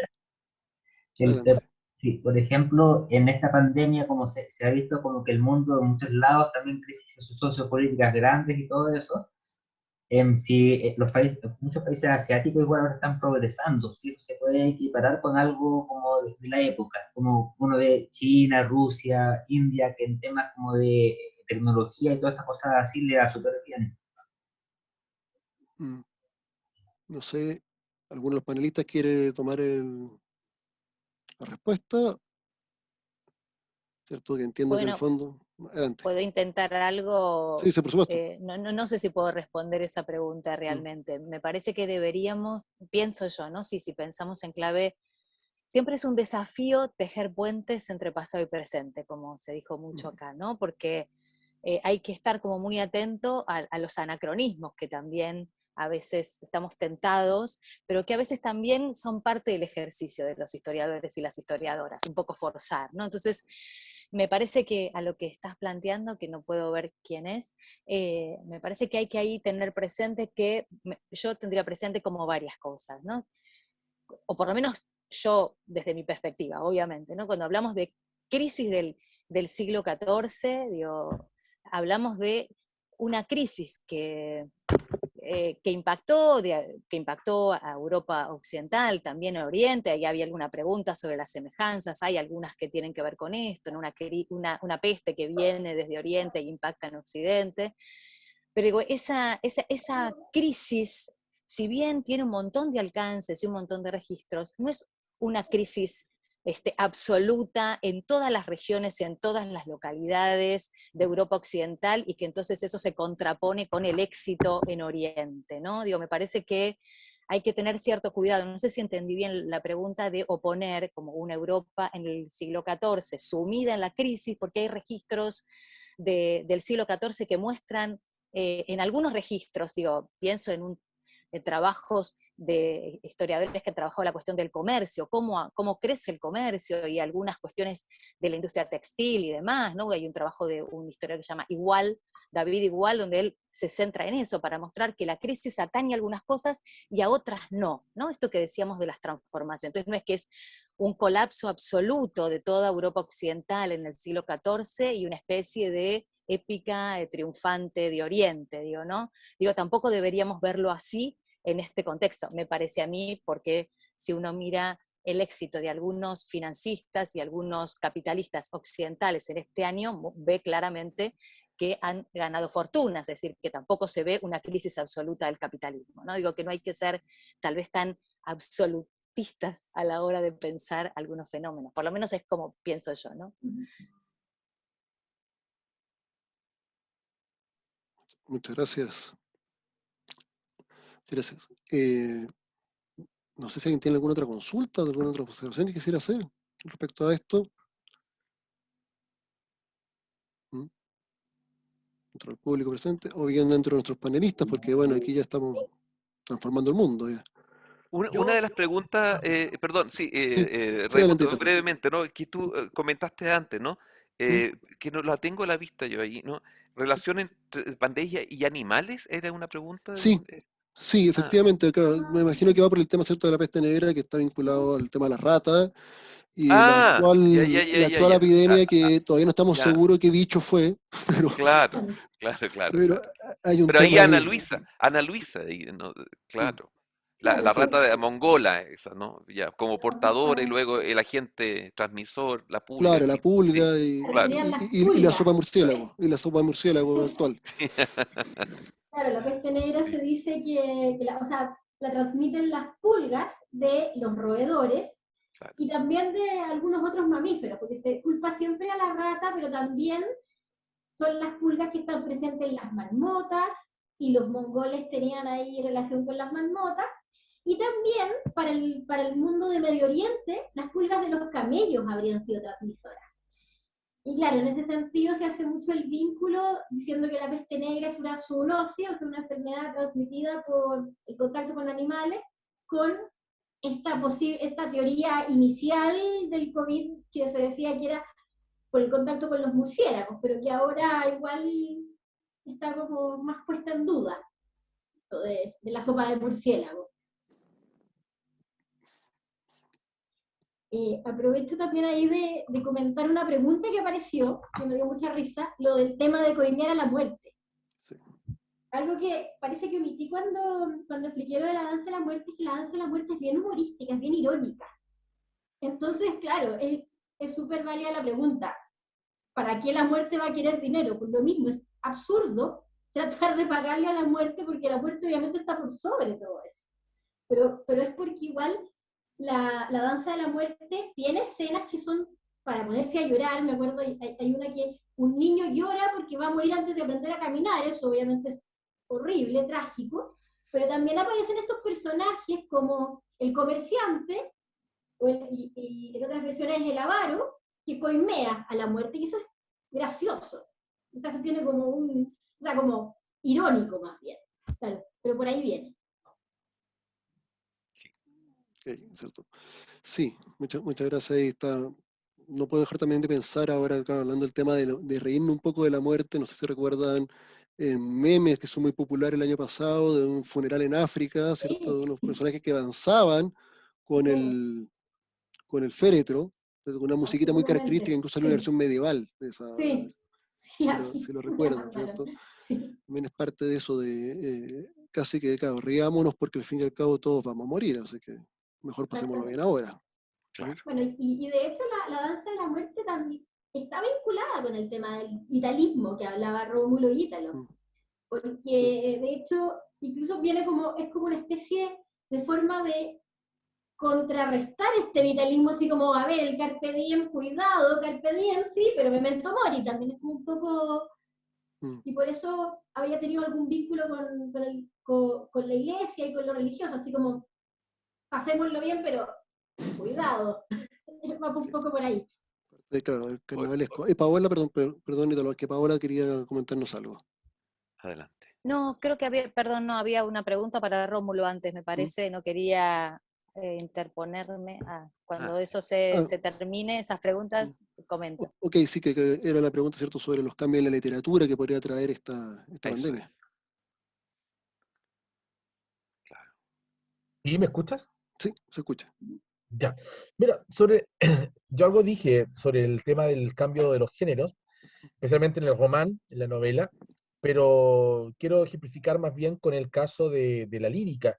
Si bien es cierto la Canzó y buena parte de la primera gran tradición lírica de trovadores va a pasar a Sicilia, especialmente en el 13, finales del 13, va a ser en la Italia del 13 y del 14, donde justamente se va a consolidar el género que luego va a ser imitado en otras lenguas, romances, especialmente en la península ibérica. Y es allí, desde Chiaro d'Avanzati en adelante especialmente, pero sobre todo con Giacomo da Lentini en Sicilia, donde el soneto aparecerá, por ejemplo, y luego la canción italiana se va a consolidar y va a modificar buena parte de la estructura que venía dominando la poesía europea durante 150 años. Entonces, en el 14 hay que ver cómo se hace esa relación con la tradición, pero también una aportación propia. Y lo otro que es interesante también pensar es cómo hay una imitación, cómo hay una imitación cada vez más acusada. Una forma de escapar de la crisis, de subvertir la crisis, es también, como ustedes han dicho, varios de los profesores que están aquí en esta mesa, mirar al pasado, y aquí muchos humanistas comienzan entonces también a hacer ejercicios de traducción, que sabemos perfectamente que no son traducciones, sino que más bien son recreaciones, y a partir de eso hay glosas y hay creaciones, verdaderas creaciones. En donde también hay una modificación y un conocimiento mucho mayor de las fuentes clásicas. Recuerden el trabajo de Petrarca, me parece que ahí es fundamental, con todo el descubrimiento de Cicerón y todo lo que va a significar imitar otros textos también que son pseudoliterarios, todo el género de las cartas, por ejemplo, Claro. las epístolas, que será tan cultivado por todos los grandes autores del siglo XIV, y de ahí te lo pueden rastrear 15 y el 16 ni hablar. Entonces, hay géneros que yo creo que, claro, uno podría decir nacen acá, pero también creo que es una suma de lo clásico y de lo que viene del mundo feudal. No es mi especialidad la teoría literaria medieval, pero también habría que pensar todo lo que se propone en los prólogos, todo lo que se propone en los epílogos de las obras, donde acusadamente hacen relación con esa tradición. Libros como el Román del Arroz, por ejemplo, donde tenemos colaboraciones literarias, donde también se empieza a establecer otro trabajo de lectura. Piensen, y aquí termino para no hacer más extenso esto, pero piensen, por ejemplo, lo que significa una relación de Dante con el mundo trovadoresco. Dante tiene, parece, a su disposición por allí algún manuscrito donde puede leer las fuentes. Y cuando yo puedo leer, estoy rompiendo algo fundamental de la poesía trovadoresca del siglo II y XIII, que es una poesía que descansa en el oído, descansa en la oralidad, en el espectáculo.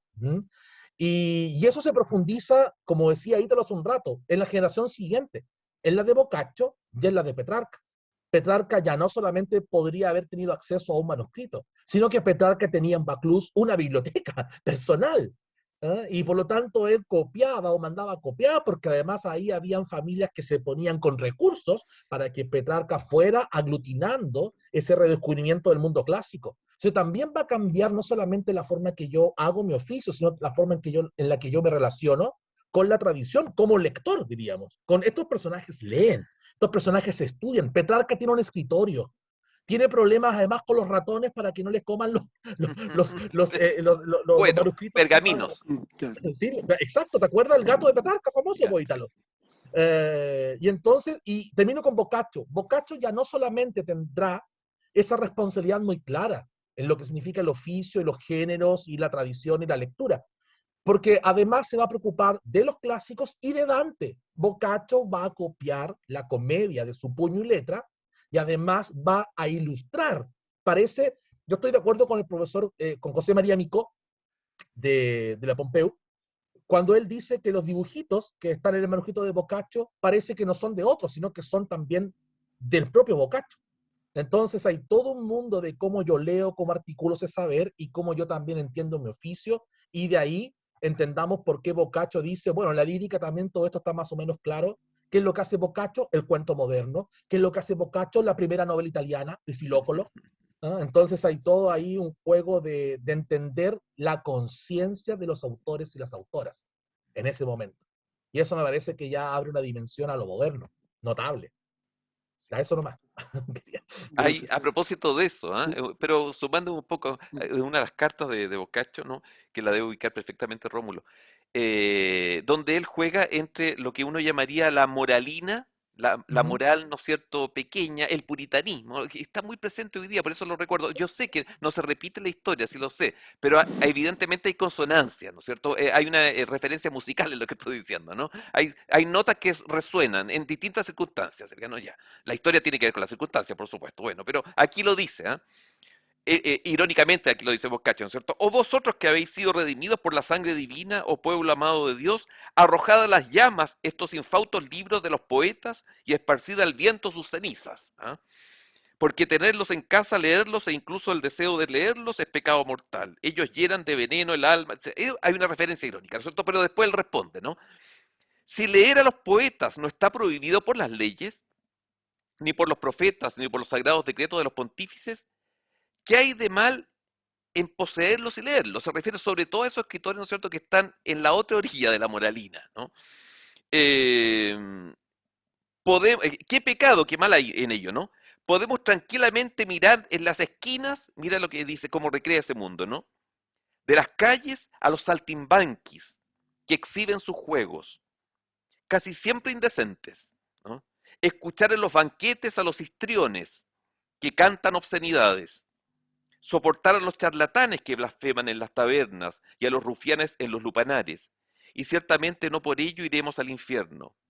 En cambio, leer los libros de los poetas nos exilia del reino celestial, de los poetas más duros. Bueno, eh, en estos textos, Boccaccio estaba, yo creo que tenía mucha lucidez en el mundo que estaba viviendo desde el punto de vista de los contrastes, ¿te fijas? De esta dramática posición que uno asume frente a una crisis, ¿no es cierto? En medio de la crisis uno puede asumir posiciones radicalmente distintas a una medianía, ¿no?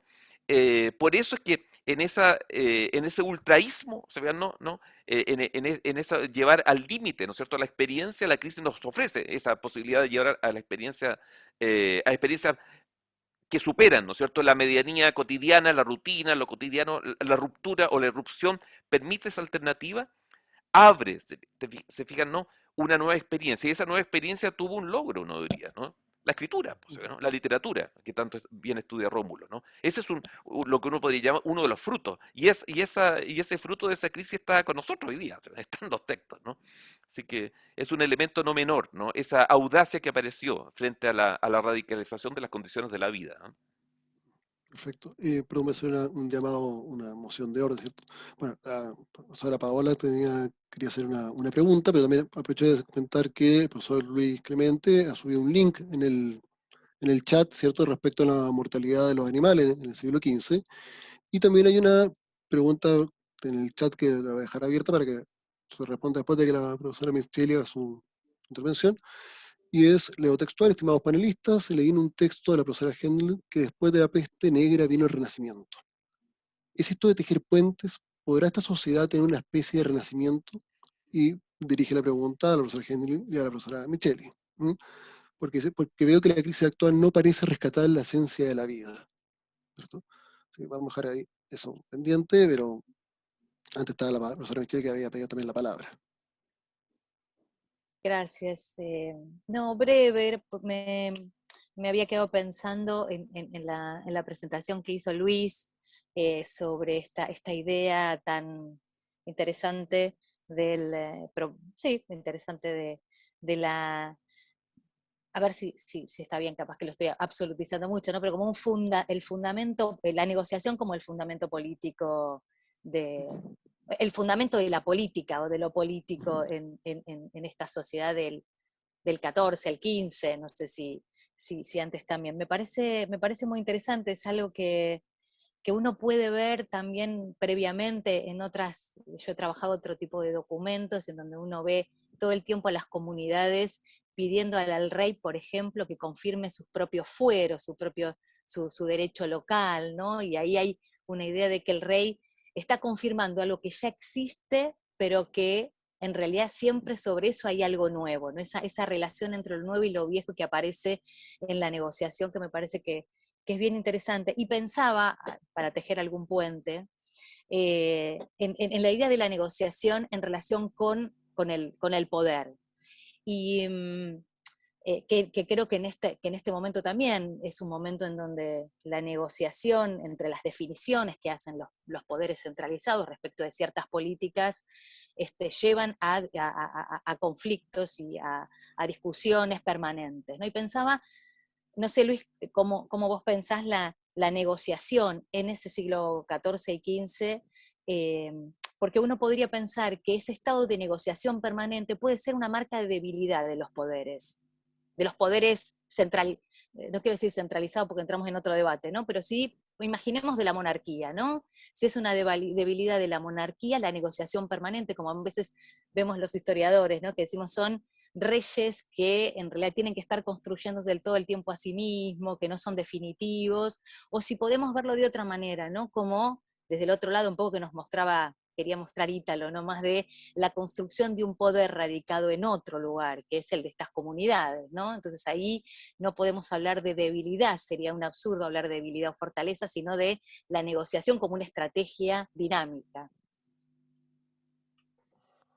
Bueno, la cuestión de la negociación efectivamente no es nueva, no es una novedad del siglo XIV. Yo hablo de ese ahí por ser los campos donde más trabajo, pero efectivamente la cuestión foral, y me alegro de que Paola lo esté planteando con esa claridad, la cuestión foral también da para observar esa negociación. Y bueno, está por aquí Ángel, que voy a hablar con permiso de Ángel Gordo también, luego él ya verá si quiere retarme o no, por lo que pueda decir.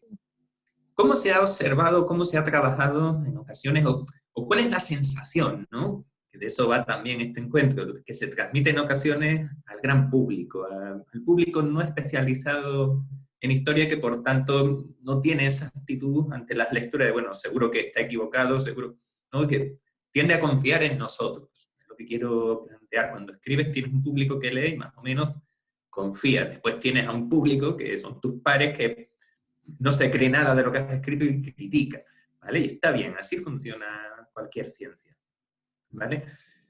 ¿Cómo se ven los fueros? A menudo uno lee sobre el foralismo y el rey concedió el fuero el rey entregó el fuero, el rey creó, el rey pobló. Entonces te encuentras con un problema de agencia.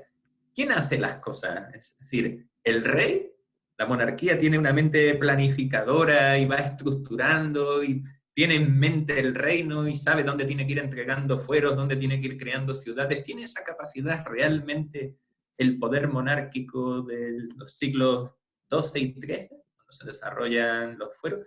Yo lo dudo, ¿vale? Por eso decía que voy a hablar con permiso también, bueno, de ustedes, de mi buen amigo Ángel, ¿no? Además.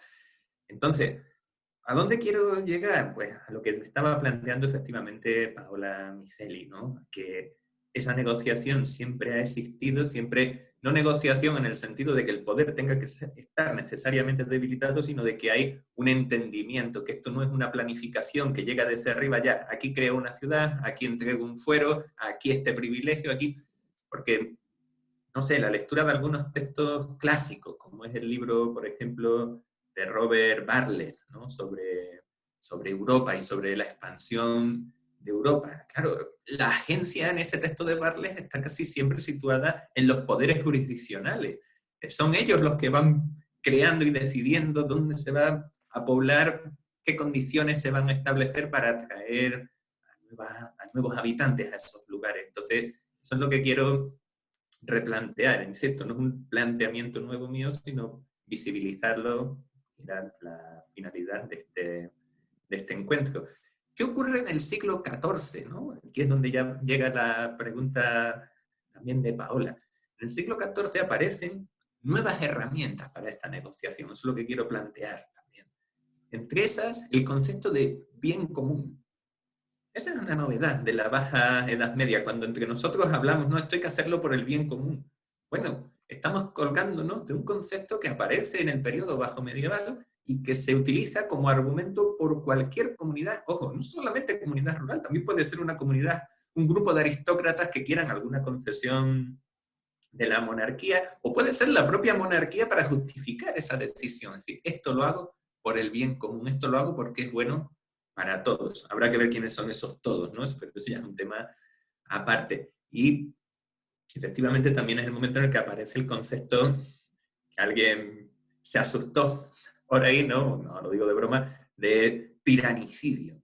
El concepto de tiranicidio es también muy interesante porque lo que está planteando no es necesariamente el asesinato político, ¿de acuerdo? Entonces, no quede luego que desde la Edad Media, o sea, desde el grupo de medievalistas que aquí nos hemos congregado hoy, estamos fomentando la violencia política como arma, ¿no?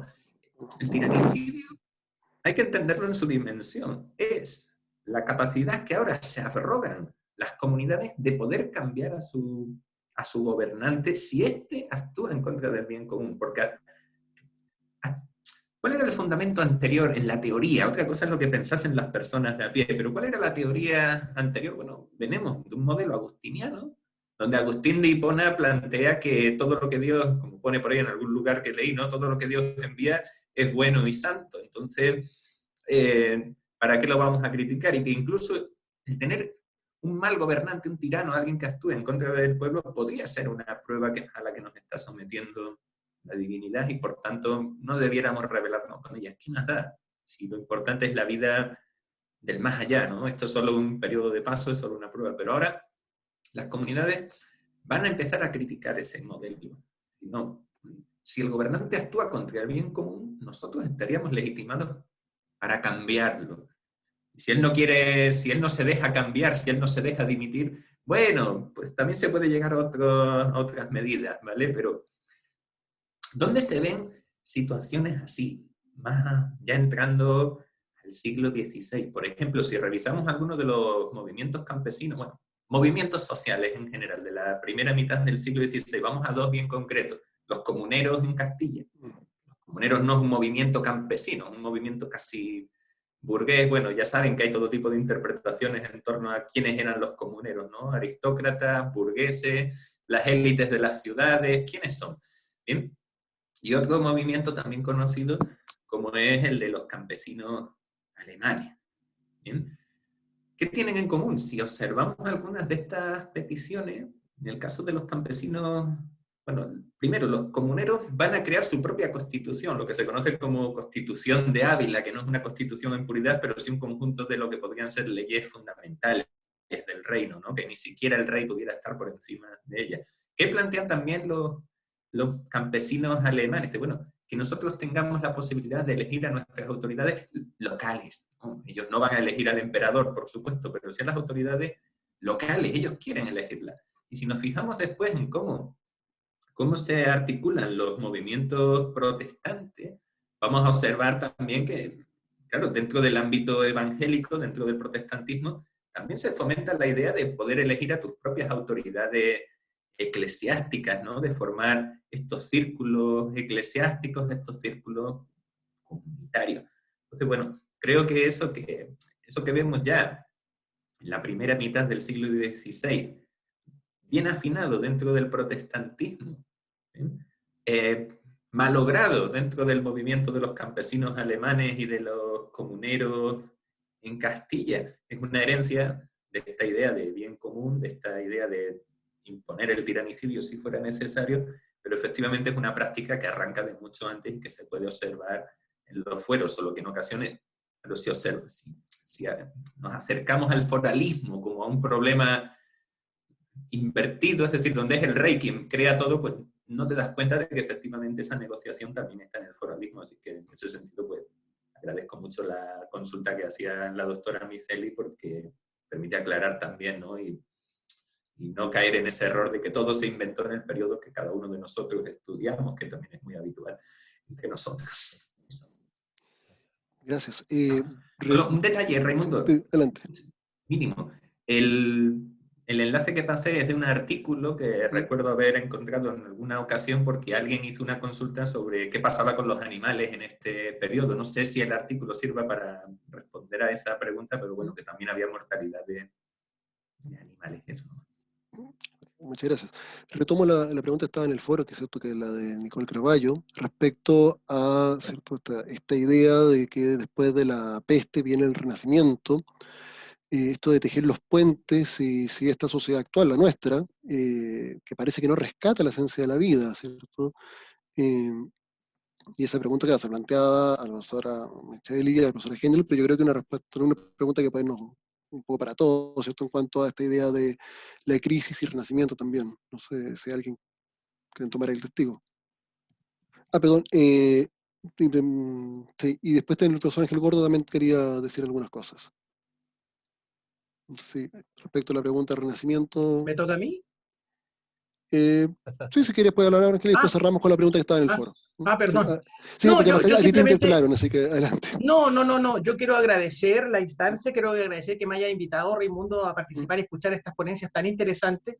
Me da un gusto enorme ver a amigos y amigas. Paola, es un gusto para mí nuevamente volver a escucharte.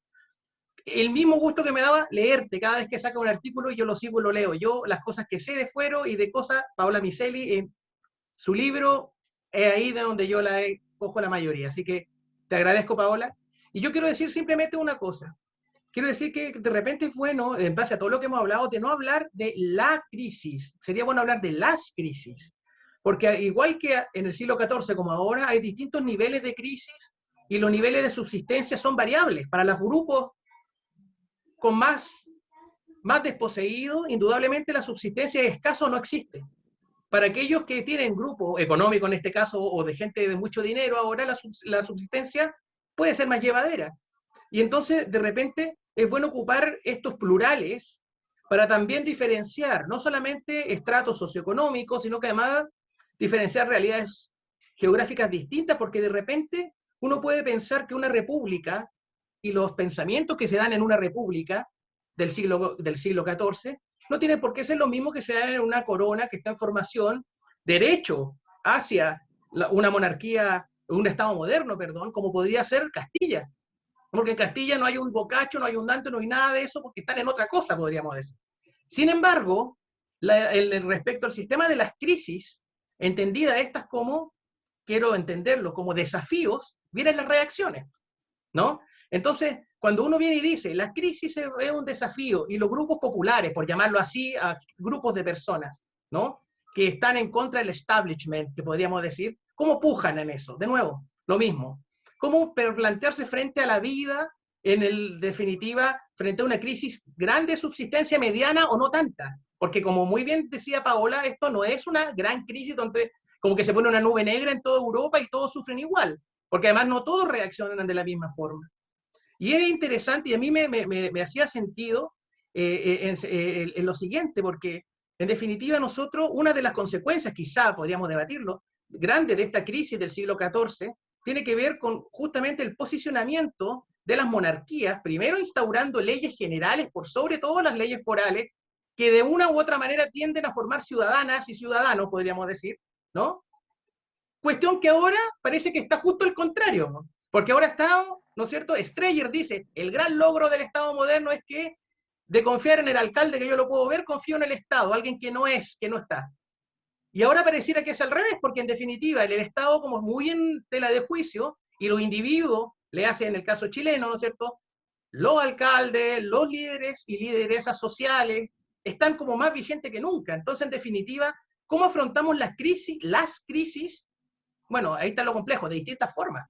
Entonces, yo pensaba un poco en esto, porque en definitiva creo que el tema es muy, muy complejo, ¿no? Y daría para más de estas reuniones, por supuesto, ¿no? Y eso, me parece muy bien que cada uno, ¿no es cierto?, podamos dar nuestro estudio de caso, pero en definitiva yo creo, como ustedes mismos lo han mostrado en cada una de sus posturas, hay harto que aprender del siglo XIV, y más que del siglo XIV, porque el siglo XIV es un siglo, de las gentes del siglo XIV, ¿no es cierto?, en cómo reaccionan frente a las crisis, los desafíos que tienen en cada uno de sus lugares. Las revueltas también es una cuestión interesante, porque en definitiva las revueltas siempre tienden a ser, pensemos Fuenteovejuna, es una revuelta antiseñorial, pero es tradicional, quieren que vuelva el señor, nadie quiere sacar al señor, quiere que se vaya el abusador este que había, ¿no es cierto? Y esto no lo digo por el libro de Lope de Vega, sino que lo estoy diciendo por las fuentes de registro de, ¿cómo se llama?, del proceso en Fuenteovejuna, ¿no? Que eso está en la biblioteca de autores heterodoxos. Bien interesante esa biblioteca que existe, ¿no?, de historia social. Pero a eso me refiero. Y muchas gracias por escucharme. Gracias sobre todo a todos ustedes. Muchas gracias, Ángel, por la intervención. Con pesar tengo que decir lo siguiente, pero llevamos 2 horas. Creo que, como dice Ángel, hay muchos temas por delante y hay un tema y una... ¿Te provoca una crisis eso a ti, Sí, Raimundo? me provoca crisis existencial porque tengo clase en 15 minutos más. Ah, ya. Pero independiente de eso, tenemos todavía unos minutos para cerrar, ¿cierto? Y ahí todavía hay un tema que queda un poco en el aire, que es el tema del Renacimiento, ¿cierto? Y quisiera entonces, de repente podríamos cerrar un poquito con una reflexión sobre eso, no sé si alguien quiere decir o quieren hacer una reflexión en cuanto a si vendrá un renacimiento o no es necesario renacer porque nada ha muerto. No sé qué opinan al respecto. Ítalo está en silencio, no te escuchamos. Hay mucho que decir, yo decía, ¿no es Está bien. cierto? Pero en este poco tiempo es difícil, ¿no? Pero decir, en primer lugar, que como consejo, ¿no? A quien hace la pregunta está bien, que la haga, por supuesto, y tiene todo el derecho, ¿no? Pero cuando uno parte de los conceptos de época para hablar de la realidad, hay que saber, ¿no es cierto?, que la mayor parte de esos conceptos de época son posteriores, ¿no? Y entonces, no es que se ingrese, no es que esté terminando la Edad Media, ¿no es cierto?, que esté comenzando el Renacimiento, ahí hay un problema importante a considerar, ¿te fijas?, ¿no?, en la perspectiva, porque uno sabe que a comienzos del siglo XV la crisis sigue igual y tan dura, ¿no?, en la primera mitad por lo menos del siglo XV, y si uno lee, no sé, a la historia de diferencia de Maquiavelo, las crisis son profundas todavía, ¿no? Pero quizás sea un punto más, uno diría, más vinculado al fenómeno mismo, sea la consideración de una acentuación de un humanismo, ¿te fijas, no? ¿Mm? Ya en el siglo XIV, efectivamente, a propósito de lo que se ha dicho sobre Petrarca también, ¿se fija, no? Hay una conciencia diferente al humanismo del 12 y del 13, porque el humanismo está en el 12 y el 13 también, ¿se fija, no? Si estamos en ese pequeño mundo, porque podemos alargar el problema, ¿no? Y hay un cambio, ¿no es cierto?, en la condición de un pensamiento humanista que en el 14 da el giro y yo creo que sí, madura, ¿no es cierto?, de un modo, y se conforma más bien, ¿no es cierto?, se conforma en el 15 y comienzo del 16, uno diría, ¿no? Ahí podría haber una posibilidad más de conversar, ¿no? Pero hablar, vuelvo a repetir, ¿no es cierto?, de los sentidos epocales son muy externos al fenómeno mismo, ¿no? Son apreciaciones historiográficas posteriores, uno diría, ¿no? Eso. Bien, ¿algún otro de los panelistas quiere dar su opinión sobre ese último tópico? ¿Mm? Más allá que estoy de acuerdo con el tema de las épocas, ¿cierto? Pero bueno, ayuda mucho a entender estos fenómenos. Ahora, nunca hay que olvidar efectivamente que si uno habla del Renacimiento, la primera etapa del Renacimiento son el 400, ¿cierto? El 1400, y cuando uno habla de, por ejemplo, el niño símbolo del Renacimiento, que es Da Vinci. Da Vinci es un hombre que nació técnicamente, si nos vamos a la línea de tiempo, nació en la Edad Media, ¿cierto? Y por lo tanto nos habla, claro, de esas transiciones. Yo me prefiero en el concepto histórico, prefiero el concepto de transición. Y las transiciones muchas veces la sociedad no es consciente que la está viviendo. Y eso es lo interesante también, porque al no tener esa conciencia también la desarrolla libremente. Entonces, como reflexión. Yo acerca de lo del Renacimiento me quedaría con algo que dijo Rómulo acerca de las crisis como una oportunidad para la creación. Así que yo espero que desde el punto de vista del arte, la literatura y toda la creación, surjan ahí voces interesantes que se puedan estudiar en la posteridad. Eso quería agregar, nada más. ¿Alguien quisiera agregar algo más? Bueno, puedo decir algo que no sé si es muy Adelante. esperanzador, perdón. A mí me parece que uno de los grandes desafíos es poder salir de esta concepción individualista tan absolutizada que nos atraviesa en estos momentos, ¿no? Que es parte de un modelo ideológico muy particular, y me parece bueno, que eso sería esperanzador si la lección que nos deja esto es poder salir de esa mirada individual bueno, que tenemos. También. Bueno, el renacer, recuerden que también va por eso. Un renacer es un redescubrir y un reinterpretar también, ¿cierto? Y eso es esencial. Voy a meter aquí un poco la cuchara para ir cerrando, pero las crisis son momentos de reconstrucción, son momentos de cambio, de transformación. Quizás jugando un poco con la dialéctica, ¿cierto? Pero si no hay crisis, no hay conflicto, si no hay conflicto, no hay cambio. ¿Mm? Y a veces, claro, las sociedades necesitan un remesón fuerte para ver el camino que estaban siguiendo. ¿Mm? ¿Cierto? Ahí hay mucho que ver. Cuando uno está inserto en la crisis, claro, el mundo se nos viene encima. Quizá ahí no queremos que la muerte nos saque a bailar, ni que las masas se alcen, ¿cierto? Ni que los sistemas cambien. Porque al fin y al cabo uno está en una zona también de confort, que a uno le cambie el mundo nunca es agradable. Pero cuando uno ve la historia y ve las crisis, generalmente lo que vienen son después etapas también de prosperidad, de cambio, con un precio, por supuesto, ¿cierto? Pero es parte de la oportunidad. Y del siglo XIV efectivamente salen, ¿no? El siglo XIV yo personalmente siempre he considerado que es una poda al árbol europeo. Y de las podas salen después los mejores frutos. De una manera.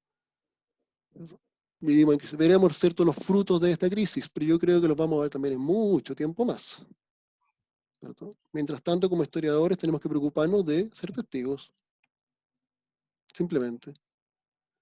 Y después, bueno, como Boccaccio, espantar los ratones entre las ruinas de nuestra civilización para buscar ahí las fuentes, ¿cierto? Y reinterpretar.